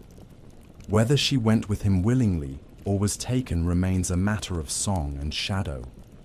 The poets disagree, but when Paris sailed back across the Aegean, Helen was with him, and in that hour the war began. Menelaus raged. He called upon the oath, and all who had sworn it answered: Odysseus of Ithaca, clever and reluctant; Nestor, the old sage of Pylos; Ajax the greater, son of Telamon, towering and grim; Ajax the lesser, swift and fierce; Diomedes of Argos, brave and battle-hungry; Idomeneus of Crete, stalwart and steady. From all the corners of Hellas they came, kings, princes, and warlords. Only 2 held back. Odysseus, who pretended madness, sowing salt into his fields until a clever envoy placed his infant son before the plough, and Achilles, son of Thetis, who was hidden by his mother among the daughters of Lycomedes, dressed in silk to escape a fate she foresaw. But the Greeks found him, Odysseus again, tricking Achilles with a spear and shield amid gifts of jewelry, and the boy chose war. They gathered at Aulis, a fleet of 1,000 ships, bronze gleaming and sails like thunderclouds. But the winds did not rise. The ships sat idle, and the men grew restless. The seer Calchas revealed that Artemis had been offended, perhaps by a boast, perhaps by a slain stag, and that only a great sacrifice would appease her. The name he spoke was Iphigenia, daughter of Agamemnon. There are stories, of lies told to bring her to Aulis under the guise of marriage to Achilles, of her weeping mother Clytemnestra, of the moment the blade fell, or of a last-moment rescue, with Artemis spiriting the girl away and replacing her with a deer. But in most tellings the blood was real, and the gods watched as the king killed his own child for the sake of war. The winds came. The fleet sailed east, and the world changed. The Greeks set foot on Trojan shores, not as raiders, but as judgment itself. For 10 years they would camp beneath the walls of Ilium, the great city ruled by Priam, defended by his sons, Hector, noble and doomed, Paris, beautiful and weak, Deiphobus, Helenus, and the others. The gods chose sides. Hera, Athena, and Poseidon stood with the Greeks. Aphrodite, Ares, Apollo, and Artemis favored the Trojans. Only Zeus tried to stay above it, but even he would bend, pulled by fate and family. This was not yet the war of Homer's Iliad, which would begin in the 10th year, but the war itself had already begun, not merely with spears and walls, but in the burning of oaths, in the breaking of trust, in the sacrifice of daughters and the judgment of gods. It was a war born not only of love, but of pride, of divine rivalry and mortal vanity, of old curses and deeper fears. And it would end not with victory, but with fire.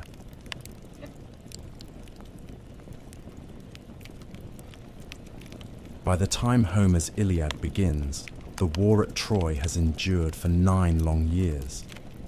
The Greeks, those stern-faced kings who had once come roaring across the Aegean, had settled into a grim rhythm of siege and survival. What had begun in fury and fire became something colder, slower, more desperate. They built black-walled camps along the shore, hauled their ships high upon the sand, and sent out raiding parties day after day, not just to battle, but to feed their armies. The war dragged on like an old wound that would not heal, and both sides felt the infection deepening. The Trojans, safe behind their mighty walls, raised, it was said, by Poseidon himself and the mortal builder Apollo had once served in penance, suffered but endured. The fields outside the city had long been razed. Their allies came from the east and north, Sarpedon of Lycia, Memnon of Ethiopia, and others, bringing new life to an old cause. And yet the Greeks would not leave, not without Helen. Pride held them there as much as oaths. The war had become a matter of legacy. But war does not live in walls and ships. It lives in the hearts of men. And in this war, 2 hearts burned hotter than the rest. Agamemnon, king of kings, stern and imperial, and Achilles, son of Thetis and Peleus, unmatched in battle, fated to die young, and determined to make that death matter. The quarrel between these two would shatter the fragile Greek alliance. It began, as so many quarrels do, over a woman. In one of many raids, the Greeks had taken captives. Among them were Chryseis, daughter of a priest of Apollo, and Briseis, a princess of Lyrnessus. Chryseis was awarded to Agamemnon, Briseis to Achilles.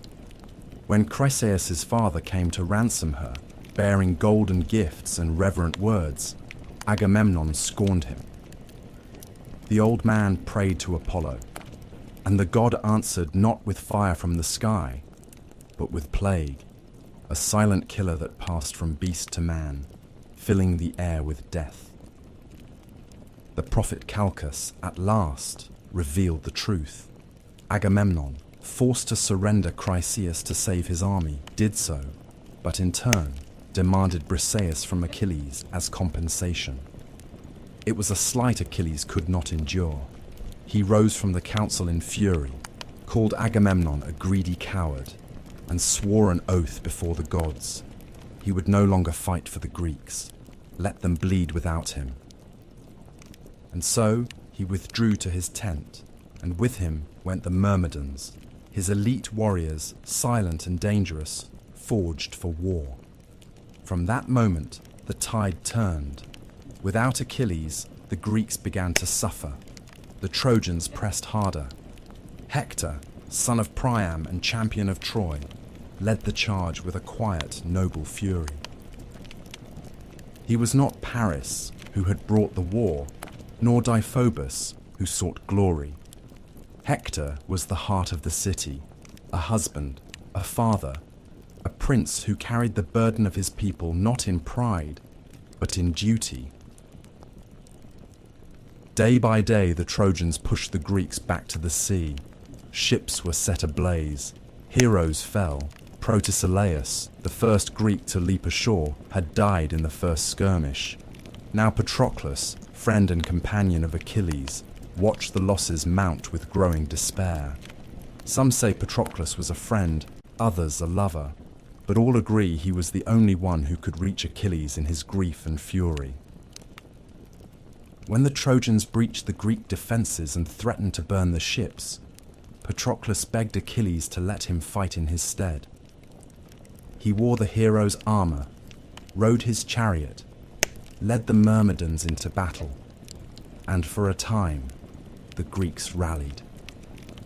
But Patroclus, flushed with borrowed glory, went too far. He reached the gates of Troy, and there he met Hector. Their duel was brutal, and it ended with Patroclus falling beneath Hector's spear, and with him fell whatever peace remained in Achilles' heart. When Achilles learned of his death, his grief shook the camp. He did not weep like a man, he howled like a storm god, filled with rage and ruin. He returned to battle, not for glory, not for oaths, but for vengeance. His mother, Thetis, brought him new armor forged by Hephaestus himself, bronze that gleamed like the sun, a shield carved with the history of the world. Then Achilles went to war. No one could stand against him. He slaughtered men by the dozen, chariots overturned, blood staining the dust. He chased Hector around the walls of Troy 3 times before they met in single combat. Hector fought bravely, but Achilles was a fire no water could quench. He struck Hector down, pierced him through, and in rage dragged his body behind his chariot, circling the city day after day, denying the dead prince the dignity of burial. It was Priam, the old king of Troy, who brought an end to that madness. At night, guided by Hermes, he crept into the Greek camp and knelt before Achilles. He kissed the hands that had killed his son. He spoke not as a king, but as a father, and Achilles finally wept. He returned Hector's body and gave Priam safe passage. For a moment, there was quiet in the war. But peace, as always, was fleeting. Achilles would not survive the war. A poisoned arrow, some say fired by Paris, others guided by Apollo, struck his heel, the only vulnerable part of him. He died in the dust, young and unmatched, and the war dragged on without him. The Iliad ends not with the fall of Troy, but with a funeral and a shared grief. Yet the war still loomed. The gods were not finished, nor were the Greeks. The wooden horse had not yet been carved. The gates had not yet opened, but the blood had been spilled, and the tide would soon turn. The war had bled the land dry. 10 years of siege had turned warriors into husks, kings into ghosts, and heroes into memories.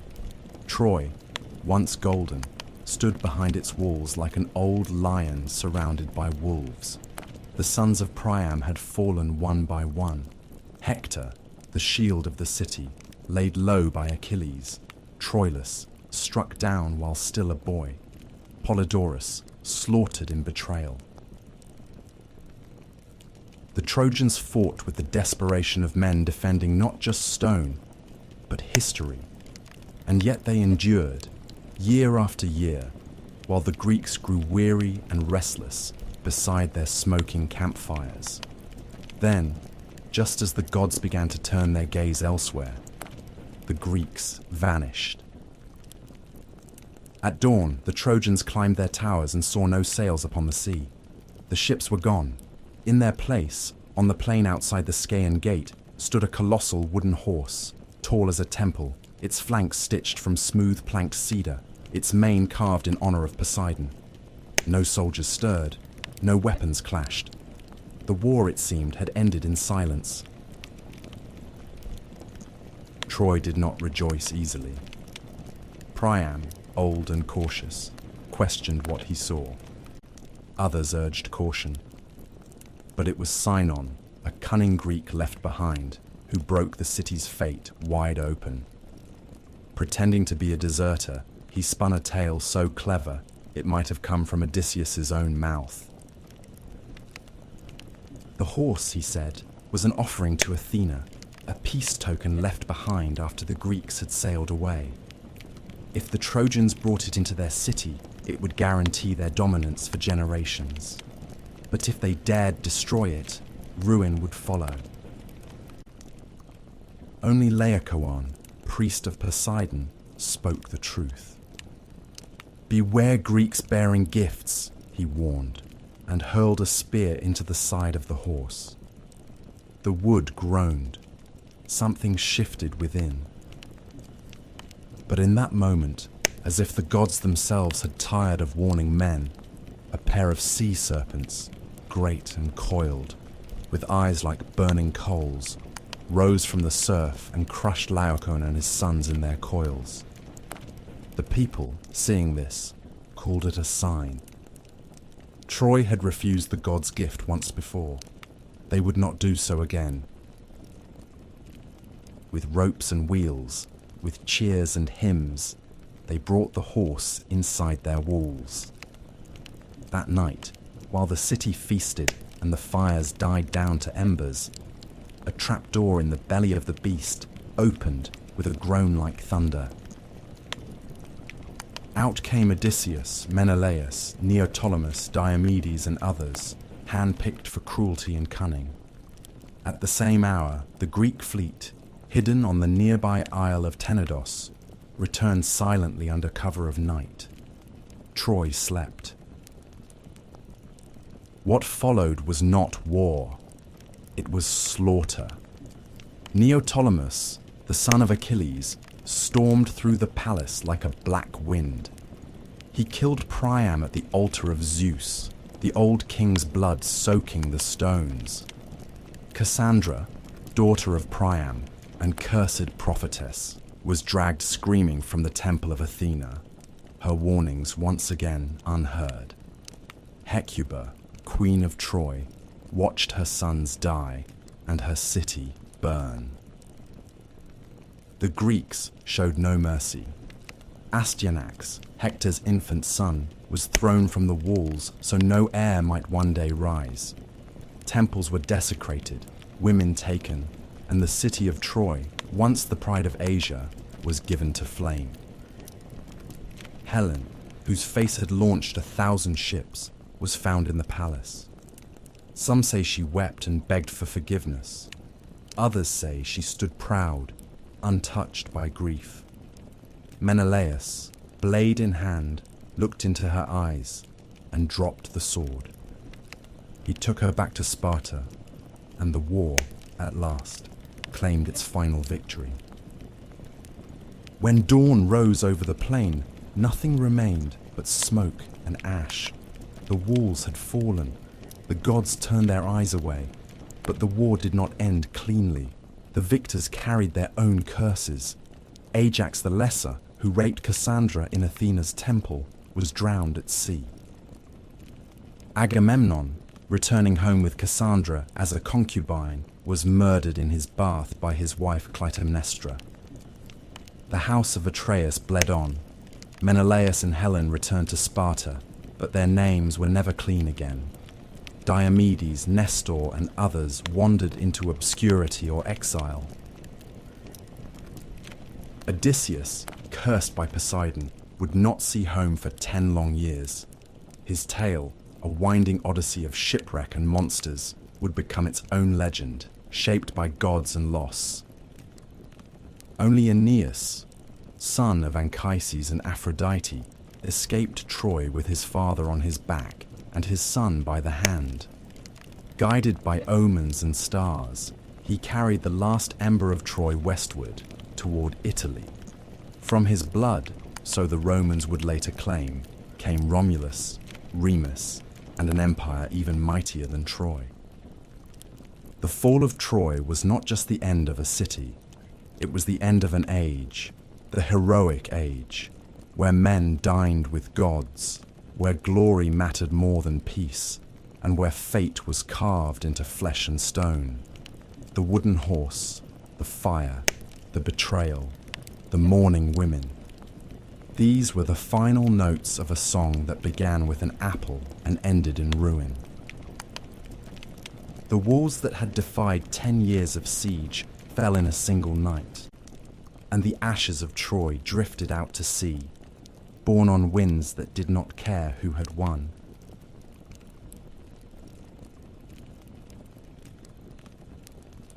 The fall of Troy was not the end of the story, but the beginning of another kind of tragedy, one not fought in open fields or high-walled cities, but on dark seas, in storm-tossed galleys, and in the crumbling halls of once proud kings.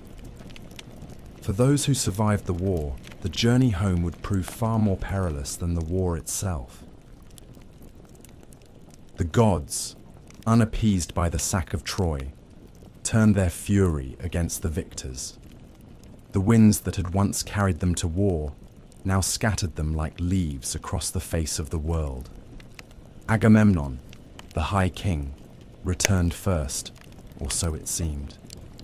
He sailed with Cassandra, the Trojan prophetess taken as a concubine, and brought with him spoils, stories, and the shadow of a crime. The gods had not forgotten the sacrifice of Iphigenia, his daughter, slain to appease Artemis before the war began.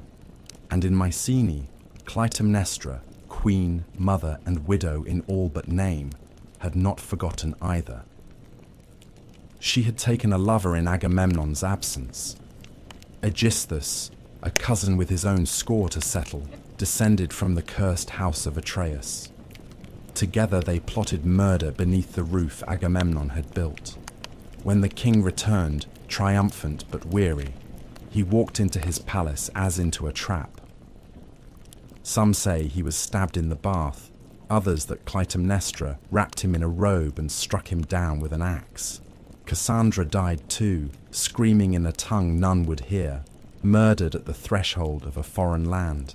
Clytemnestra, bloodied and unrepentant, stood over her husband's body and claimed the act as justice. In that house, vengeance had become tradition. In time, vengeance came again. Orestes, son of Agamemnon and Clytemnestra, returned from exile and slew both his mother and her lover, urged on by Apollo and hounded by the Furies, ancient goddesses who punished kinslaying with madness. His was a tale of blood and absolution, one that would echo in Athenian courts and myths for generations. But his was not the only path home twisted by divine hands. Menelaus and Helen wandered long across the sea, driven southward to Egypt by contrary winds. Some versions say the Helen who went to Troy was only a phantom, and the real woman had remained in Egypt the whole time, waiting, unaged, while a war raged for her shadow. Others say she went willingly with Paris, and that Menelaus forgave her, wearied by war and longing for peace. They returned to Sparta at last, and ruled together in uneasy silence. But Helen's name, once a poem, had become a curse, and Sparta would never again rise as high as the day she left. But it was Odysseus whose journey became the most storied, the most sorrowful, the most enduring. After Troy, he sailed not for home, but into a 10-year trial by sea, caught between the wrath of Poseidon and the whims of fate. He was no innocent. Odysseus had contrived the wooden horse and led the sack of Troy, and in doing so had desecrated temples and angered gods. Poseidon, in particular, had marked him for punishment. Odysseus's ship was hurled from island to island, each more strange than the last. He blinded Polyphemus, the Cyclops son of Poseidon, escaping with the clever name of Nobody. He dallied with Circe, the sorceress who turned his men into swine, and with Calypso, the sea nymph who kept him as a lover for 7 long years. He journeyed to the edge of the underworld, spoke with the dead, and heard the song of the sirens, tied to the mast while his crew rode with ears plugged by wax. He sailed between Scylla and Charybdis, lost all his men to storm and folly, and at last washed ashore, alone, on the island of the Phaeacians, who, moved by his tale, gave him a ship and safe passage at last. He returned to Ithaca in rags and silence, his beard long, his eyes cold. There, in his absence, suitors had overrun his house, feasting and plotting to marry his wife Penelope, who had waited, weaving and unweaving the same shroud by candlelight. Odysseus, with the help of his son Telemachus, his loyal swineherd, and the bow only he could string, slew the suitors one by one. Blood filled the great hall. Peace returned, but only for a time. The cycle of war and vengeance was never far behind. Many others fared worse. Ajax the Lesser was struck down by Athena for his crimes. Diomedes, though valiant in war, returned to find his wife unfaithful, and his city turned against him. He wandered west, founding cities, fading into legend. Philoctetes, who had slain Paris with Heracles' bow, found no welcome home and became a wanderer. Neoptolemus, the son of Achilles, was killed in Delphi, cut down at Apollo's altar, perhaps in penance for the blood he spilled at Troy. The Trojan War had promised glory. It had delivered only ashes. The heroes who had once stood shoulder to shoulder beneath the walls of Ilium returned to broken homes, bitter wives, hostile gods, and the hollow echo of songs that no longer matched the truth. In the end, there were no victors, only survivors. Before the walls of Troy ever stood, before heroes raised shields or ships touched the wine-dark sea, there was a deeper current of power, older than man, older even than war, the rule of the gods. Their stories are often whispered beneath the tales of mortals, but it was the Olympians who wove the very fabric of fate. And it was not always they who ruled. Before Olympus, there was chaos, and after chaos came Gaia, Uranus, Cronus, and the slow, violent birth of divine order. The age of the Titans had ended with fire and thunder. Zeus, youngest of Cronus's children, had risen against his father, freed his siblings from the belly of the sky god, and cast the Titans into the black pit of Tartarus. In their place rose the Olympians, 12 in number, though their names and thrones shifted with time. Zeus, Hera, Poseidon, Demeter, Hestia, Athena, Apollo, Artemis, Ares, Aphrodite, Hephaestus, and Hermes. Upon Mount Olympus they built a new order, not kinder than the one before, but shrewder, more complex, and far more entangled with the fates of mortals. Zeus ruled from his golden throne, the thunderbolt always within reach, his voice law among gods and men. But his rule was not born solely from strength. He was a king who understood alliances, who rewarded loyalty and punished betrayal. He divided the world among his brothers, the sky for himself, the sea to Poseidon, and the underworld to Hades. Earth and Olympus they shared in uneasy balance. Around him, the new pantheon took shape. Hera, his sister and queen, reigned as goddess of marriage and childbirth, though her days were spent in fury and suspicion, for Zeus was never faithful. His liaisons were countless, with goddesses, nymphs, and mortal women alike, each union producing children who would rattle the world: Heracles, Perseus, Helen, Minos, and many more. Hera, ever watchful, punished his lovers and their offspring with wrath both cold and enduring. Beside them stood Athena, born not from a womb, but from Zeus's own skull, fully formed and armored, the goddess of wisdom and warcraft. She favored mortals who used cleverness over brute force, Odysseus above all, and guided cities like Athens to flourish under law and reason. Unlike Ares, who delighted in slaughter, Athena's warfare was disciplined and precise. Her presence marked the Olympian era as one of intellect as much as strength. Apollo and Artemis, twin children of Leto, brought light and shadow in equal measure. Apollo, golden-haired and radiant, ruled over prophecy, music, and healing. He claimed the oracle at Delphi, speaking in riddles through the Pythia, shaping kings and battles with a few cryptic words. Yet he could also bring plague, as he did upon the Achaeans at Troy. Artemis, his sister, roamed the forests untouched by men, a huntress and protector of wild things. She asked no permission and gave no forgiveness to those who trespassed her sacred groves. Demeter, goddess of the harvest, kept the earth fertile, except when her daughter Persephone was taken by Hades. In her grief, Demeter let the crops wither, and from her sorrow, the seasons were born. Her myth echoed through every field, every cold winter and warm spring, a cycle of mourning and return. Aphrodite, said by some to have risen from the sea foam where Uranus's severed flesh fell, ruled love and desire. Her beauty stirred both gods and mortals to madness. She bound men's hearts to ruin and pleasure alike.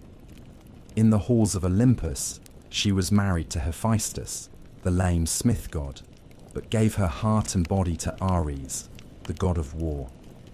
Together they embodied the chaos of passion and conflict. Hermes, Quicksilver son of Zeus, moved between worlds as messenger, thief, and guide of souls. He was the god of boundaries, both keeper and breaker of them. No door was closed to Hermes. He walked freely from Olympus to Hades, from feast to battlefield, a smile always playing on his lips. This new pantheon did not rule in silence. The Olympians were not distant creators. They were immanent, meddling, playing favorites, waging subtle wars through the hands of mortals. Unlike the Titans, who embodied elemental force, the Olympians were reflections of human nature elevated to divine scale. Their loves were messy, their grudges eternal, their pride vast. They helped and hindered as whim dictated. Cities were founded in their honor. Sacrifices were burned for their favor. Oracles spoke their will, and every home kept a flame for Hestia, goddess of the hearth, who asked for little and gave peace in return. Yet beneath all their grandeur lay a constant truth. Their power, though vast, was not absolute. They could be bound by oaths, tricked by mortals, and undone by time. Even Zeus, in his glory, was haunted by the same fear that doomed his father, that one day a child of his would rise to overthrow him. His union with Thetis was abandoned for this reason. She was wed instead to a mortal, Peleus, so that Achilles, her son, would die young and not ascend. In this, the Olympians were no different from men. They feared loss, clung to thrones, and fought to keep their order intact. But for a time, they ruled, their names etched into every marble temple, their deeds sung in every song, their symbols carved into shields and coins. The age of heroes had passed, but the gods still held dominion over the world of men. And yet, from distant lands and whispered prophecies, came the faintest echo of change. New gods stirred beyond the horizon. The temples would not stay full forever. But Olympus, for now, still stood. The Olympians were mighty, but they were not unchallenged. Even as temples to Zeus reached toward the sky and Athena's wisdom lit the minds of city-states, darker gods walked the earth, gods of wine and madness, of death and rebirth, of things not carved into public altars but whispered in secret groves and torchlit caves. Chief among them was Dionysus, the last to take his seat on Olympus, and the only one who truly stood between the divine and the wild. Dionysus was no ordinary god. His birth alone defied the laws of nature and propriety. He was the son of Zeus and Semele, a mortal princess of Thebes. When Semele, tricked by Hera, demanded Zeus reveal his true divine form, she was consumed by his thunderous radiance. Yet from her ashes, Zeus plucked the unborn child and sewed him into his own thigh. Months later, Dionysus was born again. Twice born, they would call him. And from the moment of his second birth, his path was unlike any other Olympian's.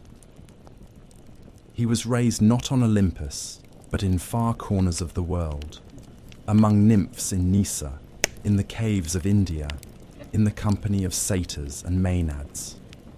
He wandered, not ruling from a throne, but roaming with flute and vine, his train of revelers trailing behind in ecstatic dance. Where he walked, vineyards bloomed and reason faltered. He was not merely the god of wine, but of alteration, of the thin, sacred line between civilization and chaos, between ecstasy and insanity. He inspired joy, yes, but also frenzy, and in frenzy, men and women alike might forget who they were. His arrival in Greece was not without resistance. Cities mocked his rites. Kings barred his worship. One by one, he punished them. In Thebes, his mother's homeland, the young god returned disguised, his followers stirring unrest with drums and cries. Pentheus, the rigid king, tried to suppress the madness. He arrested Dionysus, scoffed at the wild rites, and sought to spy on the women of the hills. But the god lured him into the woods dressed as a woman, and there, in a trance of divine madness, his own mother, Agave, led the Maenads in tearing him limb from limb.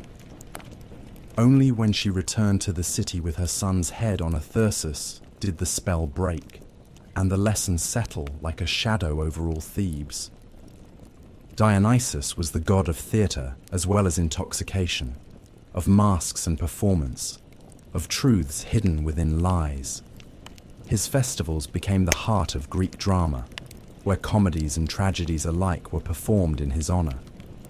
Through masks and songs, the Greeks gave shape to fears and desires they dared not speak aloud. To worship Dionysus was not to bow before power, but to surrender to it completely. And with Dionysus came something new to the Greek world: mystery cults, religions of initiation, secrecy, and rebirth. Unlike the formal rites of Olympus, mystery cults promised something personal. In the Eleusinian mysteries, followers of Demeter and Persephone reenacted the story of descent and return, of a daughter lost to death and found again. The Orphics, followers of the poet-mystic Orpheus, spoke of Dionysus as a god torn apart and resurrected, a god whose suffering brought wisdom and whose rites promised freedom from the cycle of rebirth. These mysteries did not reject the Olympians, but they moved beneath them, quieter and deeper. They offered hope where the thundering gods gave only law. They whispered of a soul that could endure, that could transcend the mortal body. And in that promise, the old certainties began to tremble. Even on Olympus, the cracks began to show. The gods feuded more bitterly. Ares and Athena vied for the hearts of warriors. Apollo fell in love too often and too fatally. Hyacinthus, Daphne, Coronis, leaving death and transformation in his wake. Aphrodite, jealous and capricious, punished mortals for the very desire she stirred. The gods began to resemble the mortals they ruled, proud, fickle, wounded, and lost. In Dionysus, the Olympian order met its mirror and its undoing.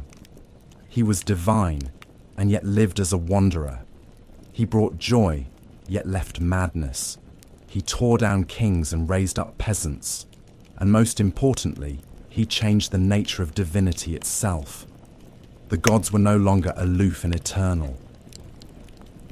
Through mystery, through ritual, through wine and song and madness, mortals could feel the breath of God within them, not in temples, but in themselves.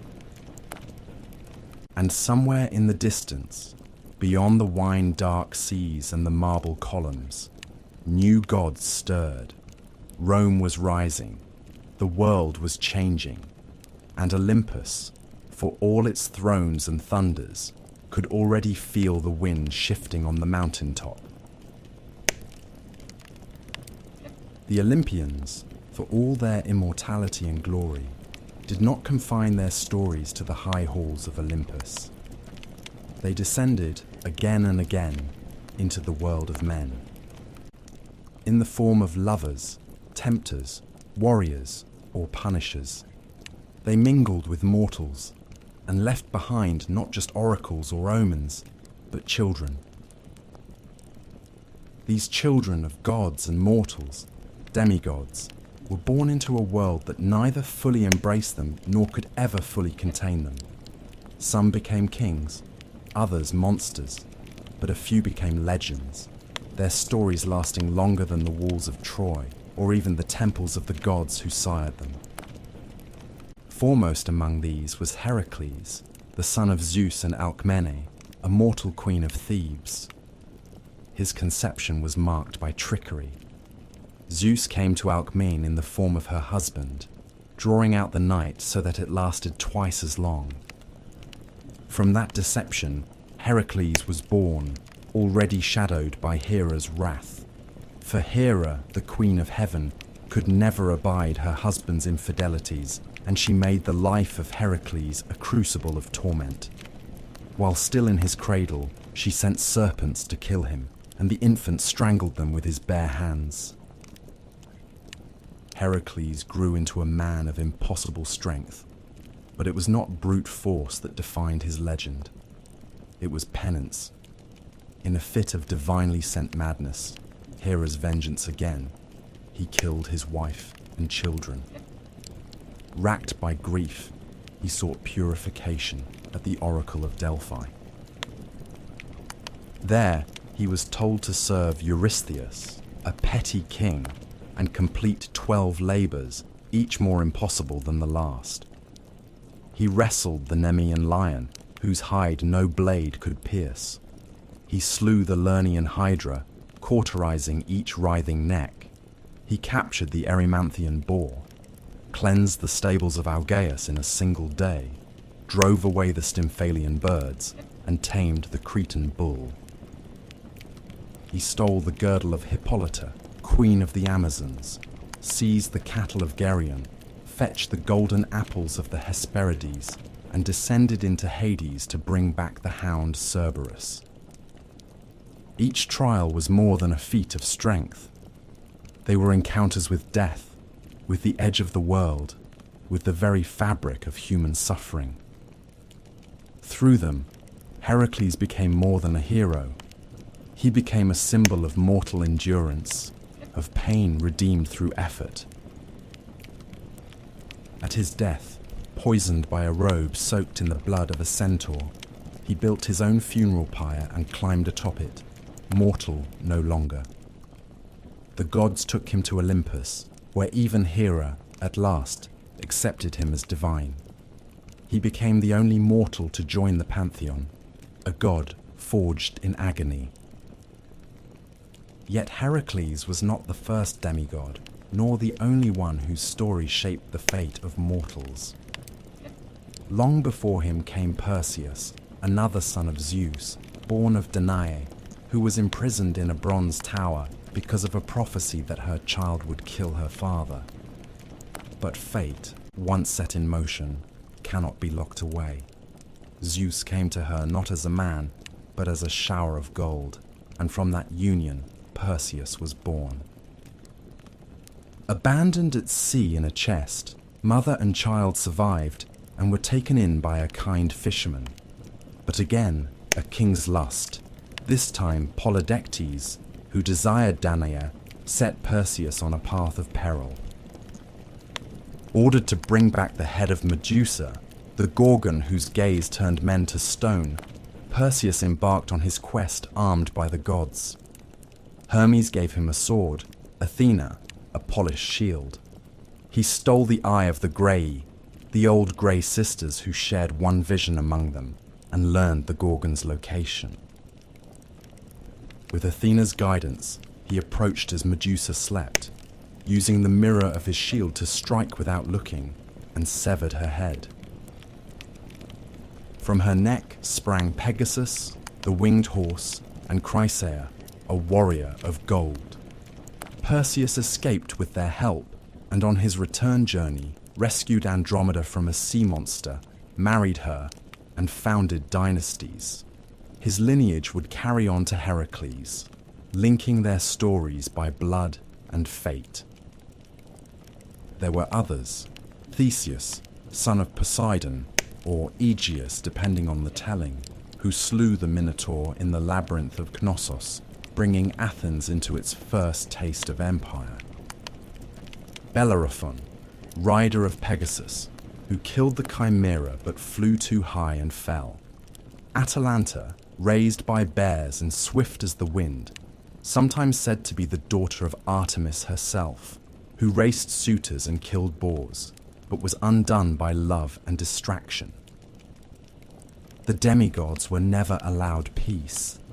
Their blood was too divine for comfort, too mortal for eternity.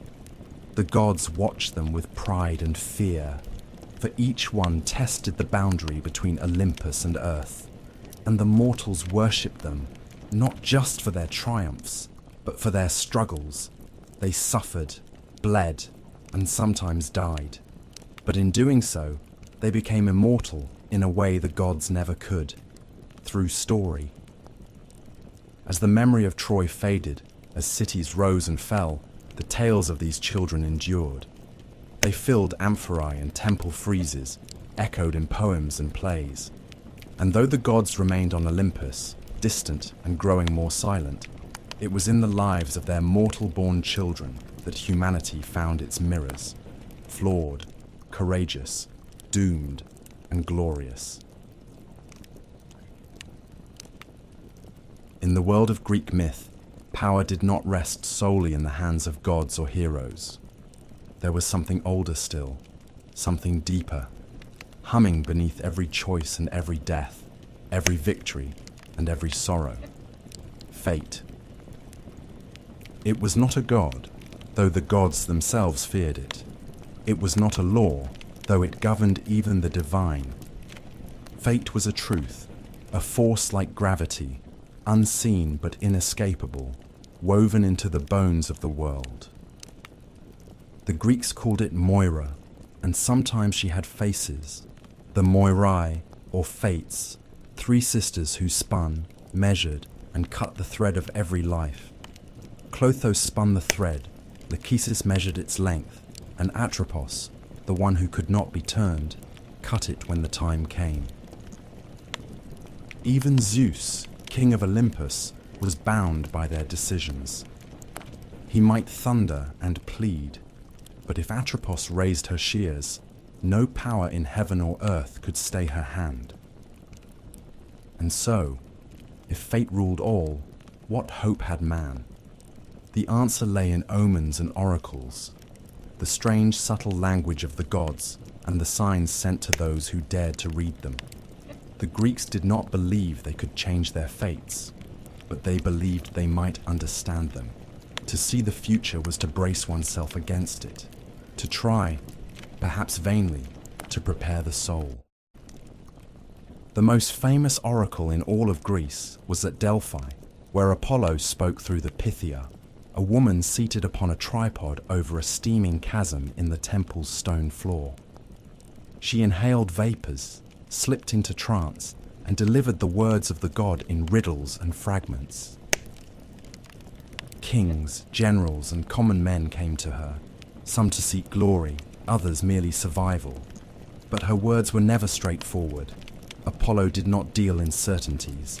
A prophecy, like a blade, could cut both ways. So many stories twisted around her cryptic pronouncements. Croesus, king of Lydia, asked the oracle if he should wage war on the Persians. She told him that if he crossed the river, he would destroy a great empire. He did not realize the empire would be his own. Oedipus, too, was told he would kill his father and marry his mother. His parents tried to thwart the prophecy by abandoning him. He, in turn, fled his supposed home to avoid fulfilling it, only to walk straight into its jaws. The oracle, as always, had been correct. It was men's misinterpretation that doomed them.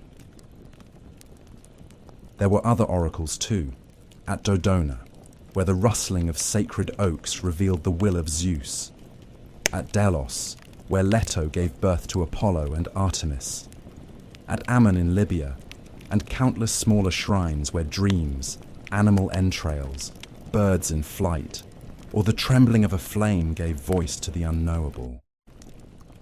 In war, omens were sought before every battle. A flash of lightning, a flight of crows, a sneeze at the wrong moment. These were not trifles. They were warnings, communications from the divine. A general who ignored them risked not only defeat, but cosmic punishment. Sacrifices were made before sea voyages, births, weddings. The entrails of goats and the livers of oxen were studied by seers, who divined the will of the gods in dark, wet patterns of muscle and blood. The art of reading omens became its own power. Seers like Calchas, who guided the Greeks at Troy, or Tiresias, the blind prophet of Thebes, held influence equal to kings. Tiresias in particular, touched by both male and female life, was said to have lived 7 generations, his wisdom unrivaled, his visions sometimes a curse to those who asked for them. But oracles and omens were not mere superstitions. They represented something deeper, the Greek understanding that mortals were not in control. No matter how mighty the hero, how noble the bloodline, how loyal the heart, the wheel of fate turned ever on. And in that turning, all must one day be broken. The gift of prophecy was not power, it was awareness. And awareness, too late, was often indistinguishable from tragedy. Still, men sought prophecy. They climbed mountain paths to Delphi, brought gold and goat blood, asked questions in trembling voices. For even if fate could not be changed, it could be faced. To know the storm was coming was not to stop it, but it was, perhaps, to die with eyes open. In this tension, between knowledge and helplessness, between the known and the feared, the Greeks found meaning. Their stories were not about victory over destiny, but dignity within it. Even the gods watched the loom of the fates, unable to sever the threads they disliked. Hector knew he would die, and still strapped on his armor. Achilles knew he would not return, and still sailed to Troy. Oedipus sought to flee his doom, and instead ran headlong into it. And the Pythia kept breathing, year after year, whispering riddles in the smoke, her voice the cold breath of a world that had already decided what was to come.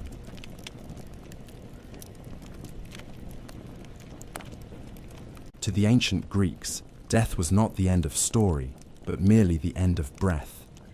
What followed was not heaven or hell in the Christian sense, but a realm both more neutral and more ancient, a land beneath the earth where all the dead, great and small, noble and villainous, made their final journey. This place was Hades, named for the god who ruled it, and though it bore no flames, no pitchforks, no horned demons, it inspired a dread so deep that mortals seldom spoke the god's name aloud. They called him instead Pluton, the wealthy one, for all riches, all veins of silver and gold, came from beneath the earth, and so too did the dead. The geography of the underworld was shaped not by logic, but by myth and memory. At its threshold ran the 5 rivers: Styx, the river of hatred and sacred oaths; Acheron, the river of sorrow; Phlegethon, of fire; Cocytus, of lamentation; and Lethe, of forgetfulness. Each marked a boundary not only physical but spiritual. The dead arrived as shadows, Suchai, breathless and bloodless, stripped of voice and form, and crossed into Hades with the help of Charon, the ferryman. For a coin, he would row them across Acheron. Those without proper burial, those who could not pay, were left to wander the shores for 100 years, whispering and weeping. Upon entry, the souls were met by Cerberus, the 3-headed hound who kept the dead in and the living out. Beyond him stretched the plains of Asphodel, grey and dim, where most souls drifted in forgetful silence, murmuring like dry leaves. But not all fates were equal. The underworld had its judges, Minos, Rhadamanthus, and Iarchus, who weighed each soul. The truly wicked were cast into Tartarus, a chasm of torment deeper than even the Titan's prison, where oath-breakers, murderers, and traitors suffered torments crafted to mirror their crimes. Sisyphus rolled his stone, Tantalus thirsted forever beside unreachable water, and Ixion spun upon his fiery wheel. The rare few deemed worthy of reward passed to the Elysian fields, a paradise of soft winds, green meadows, and perpetual spring. There, heroes might linger in comfort, their memories intact, their deeds honored. Still fewer souls might choose to be reborn, passing through the river Lethe to forget their past lives, beginning the cycle anew. In later mystery religions, a soul might even hope to escape the wheel entirely and ascend to the stars, but such fates were rare and uncertain. At the heart of this realm stood Hades, stern and silent, a king without vanity. He did not seek worship, did not interfere in the affairs of mortals. He simply ruled, and he ruled absolutely. His realm did not change, and he preferred it that way. He was not evil, as later myths would paint him, but immovable, indifferent, the shadow cast by Zeus's storm and Poseidon's tide. And by his side stood Persephone, queen of the underworld, whose story, perhaps more than any other, reveals the strange duality of death in Greek thought. Persephone was the daughter of Demeter, goddess of the harvest. One spring day, as she gathered flowers, the earth split open, and Hades rose in his chariot. He took her, swiftly and without consent, down into his realm. Demeter, in her grief, let the earth wither, Crops failed, rivers dried, famine swept across the land. No prayer could sway her. She would not let the world grow green again until her daughter was returned. At last, Zeus sent Hermes to retrieve Persephone. But because she had eaten pomegranate seeds, 6 of them, or perhaps just 1, she was bound to Hades. The compromise became a myth for the seasons. Persephone would spend part of the year in the underworld, and during those months, Demeter would grieve and the world would grow cold. When Persephone returned, the earth would bloom.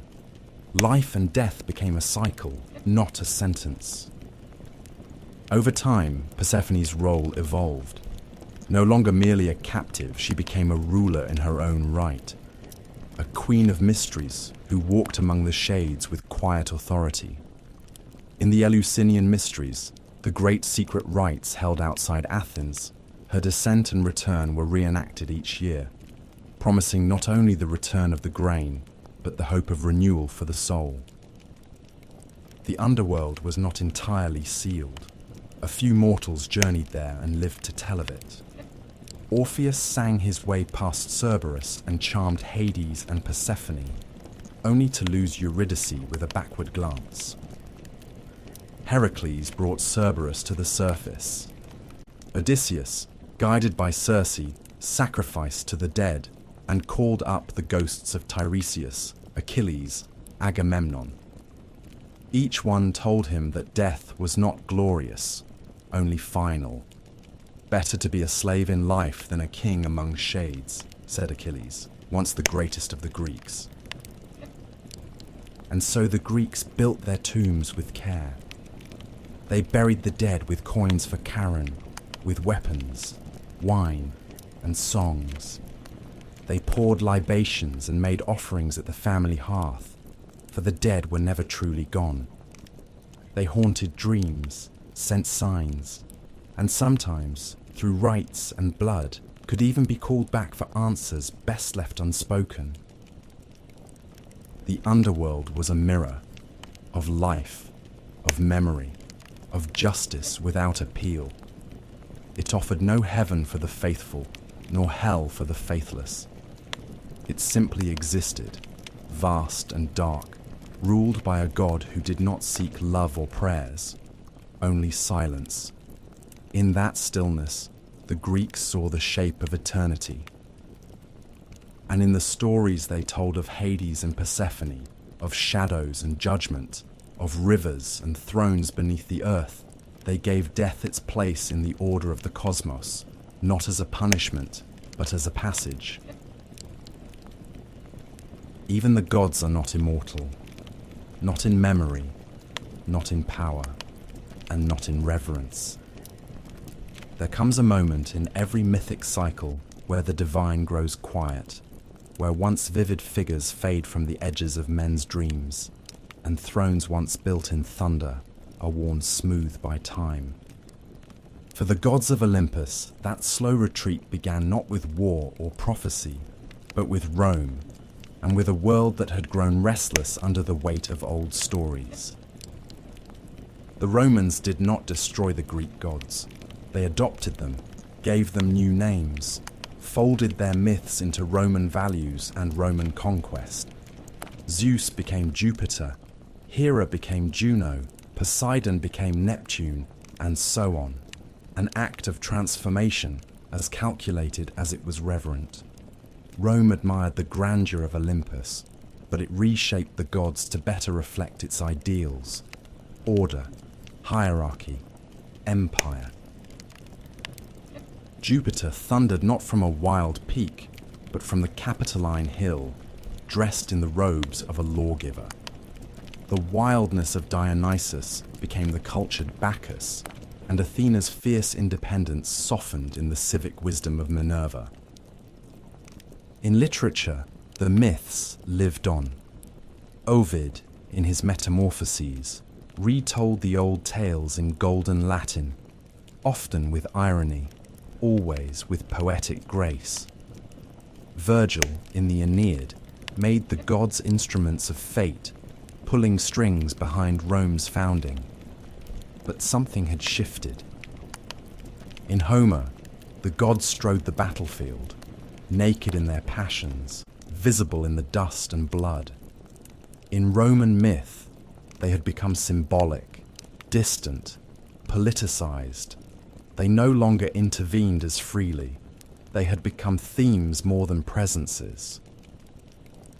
And as the empire expanded, so too did its encounters with new gods and ideas. From the east came Mithras, a deity born from stone, slayer of cosmic bulls. From Egypt came Isis, mother of magic and life, wrapped in silks and secrets. From Judea came a single, invisible god, one who forbade images, scorned idols, and made no room for divine siblings or thunder-wielding kings. These new cults did not simply compete with the Olympians. They undermined the entire architecture of Greek belief. Where the old gods ruled by appetite and hierarchy, these new faiths offered moral clarity, unity, and salvation. At the same time, philosophy began to erode the mythic world from within. Thinkers like Xenophanes had long mocked the idea of gods shaped in the image of men, arguing that if oxen had gods, they too would look bovine. Plato admired the beauty of myth, but cast doubt on its literal truth, suggesting the gods must be perfect and good, not the jealous, lustful figures who bickered on Olympus. Epicurus declared that the gods existed but took no interest in human affairs, and that fear of divine punishment was a superstition to be cast off. Even Stoicism, with its stern ethical code, saw divinity not in figures, but in reason itself, the logos that governed all. By the time the imperial cult arose, when emperors were declared divine and altars were built to mortal men, the line between myth and politics had frayed entirely. The gods of old became symbols, their temples kept more for tradition than belief. Farmers still left offerings to Demeter, and sailors still prayed to Poseidon, but fewer truly believed the gods walked among them. The flame on Olympus had not yet gone out, but it flickered low. And then came the final blow, not from a rival cult, but from a revolution of faith. Christianity, once a fringe sect of persecuted believers, began to spread across the empire, carried not by sword, but by word. Its God was unseen, singular, and omnipotent. Its stories were not of lovers and vengeance, but of sin and salvation. In time, its temples replaced the old ones. Its hymns drowned out the liars. Its priests denounced the Olympians as demons or fictions. By the reign of Theodosius I, pagan temples were closed by law, the Olympic Games abolished, and the rites of sacrifice outlawed. The gods did not resist. There was no final war between Zeus and Christ, no divine siege of Jerusalem or Rome. The Olympians simply faded, like the last light of a long day. Their statues stood weathered and silent. Their altars went cold. The marble columns cracked, and ivy crept up where priests once stood. The myths remained, but as literature, not faith. Children learned of Heracles in schools, not shrines. Artists painted Athena, but did not pray to her. The gods who had once commanded storms and fates were now stories, beautiful, strange, haunting. And yet, they endured. Even as their temples crumbled, they lived on in whispers, in poetry, in the architecture of Western imagination. They returned in Renaissance paintings, in Enlightenment philosophy, in romantic epics and modern retellings. They became archetypes of war and wisdom, of love and betrayal, of hubris and glory. The Greeks had given them human faces, and in doing so had made them eternal in a different way. Though the temples fell and the oracles fell silent, the myths of Olympus did not die. They became echoes, faint at first, like a distant lyre strummed in the wind, then louder as time passed, and the world once again began to listen. For myths, unlike kingdoms, are not bound by stone and sword. They endure in the realm of imagination, and there the gods have always found a way to return. During the long centuries of Christian dominance in Europe, the gods were not worshipped, but neither were they forgotten. Monks and scholars copied ancient texts, sometimes grudgingly, preserving Homer and Hesiod, Euripides and Sophocles, even as they condemned the beliefs these works once sustained. The old stories survived not in temples but in libraries, tucked between sermons and treatises, waiting. And then came the Renaissance, that great turning of the wheel, when Europe looked backward to move forward. In the courts of Florence, in the chapels of Rome, in the minds of thinkers like Petrarch and Erasmus, the gods rose again, not as deities, but as symbols of human nature. Painters draped Aphrodite in seashells and light. Sculptors gave Apollo his bow and grace. Poets invoked the muse once more. Myth was reborn in marble and canvas, not altar and incense. The gods no longer ruled the sky, but they reigned in art. In the Age of Enlightenment, reason challenged superstition, and yet the myths endured.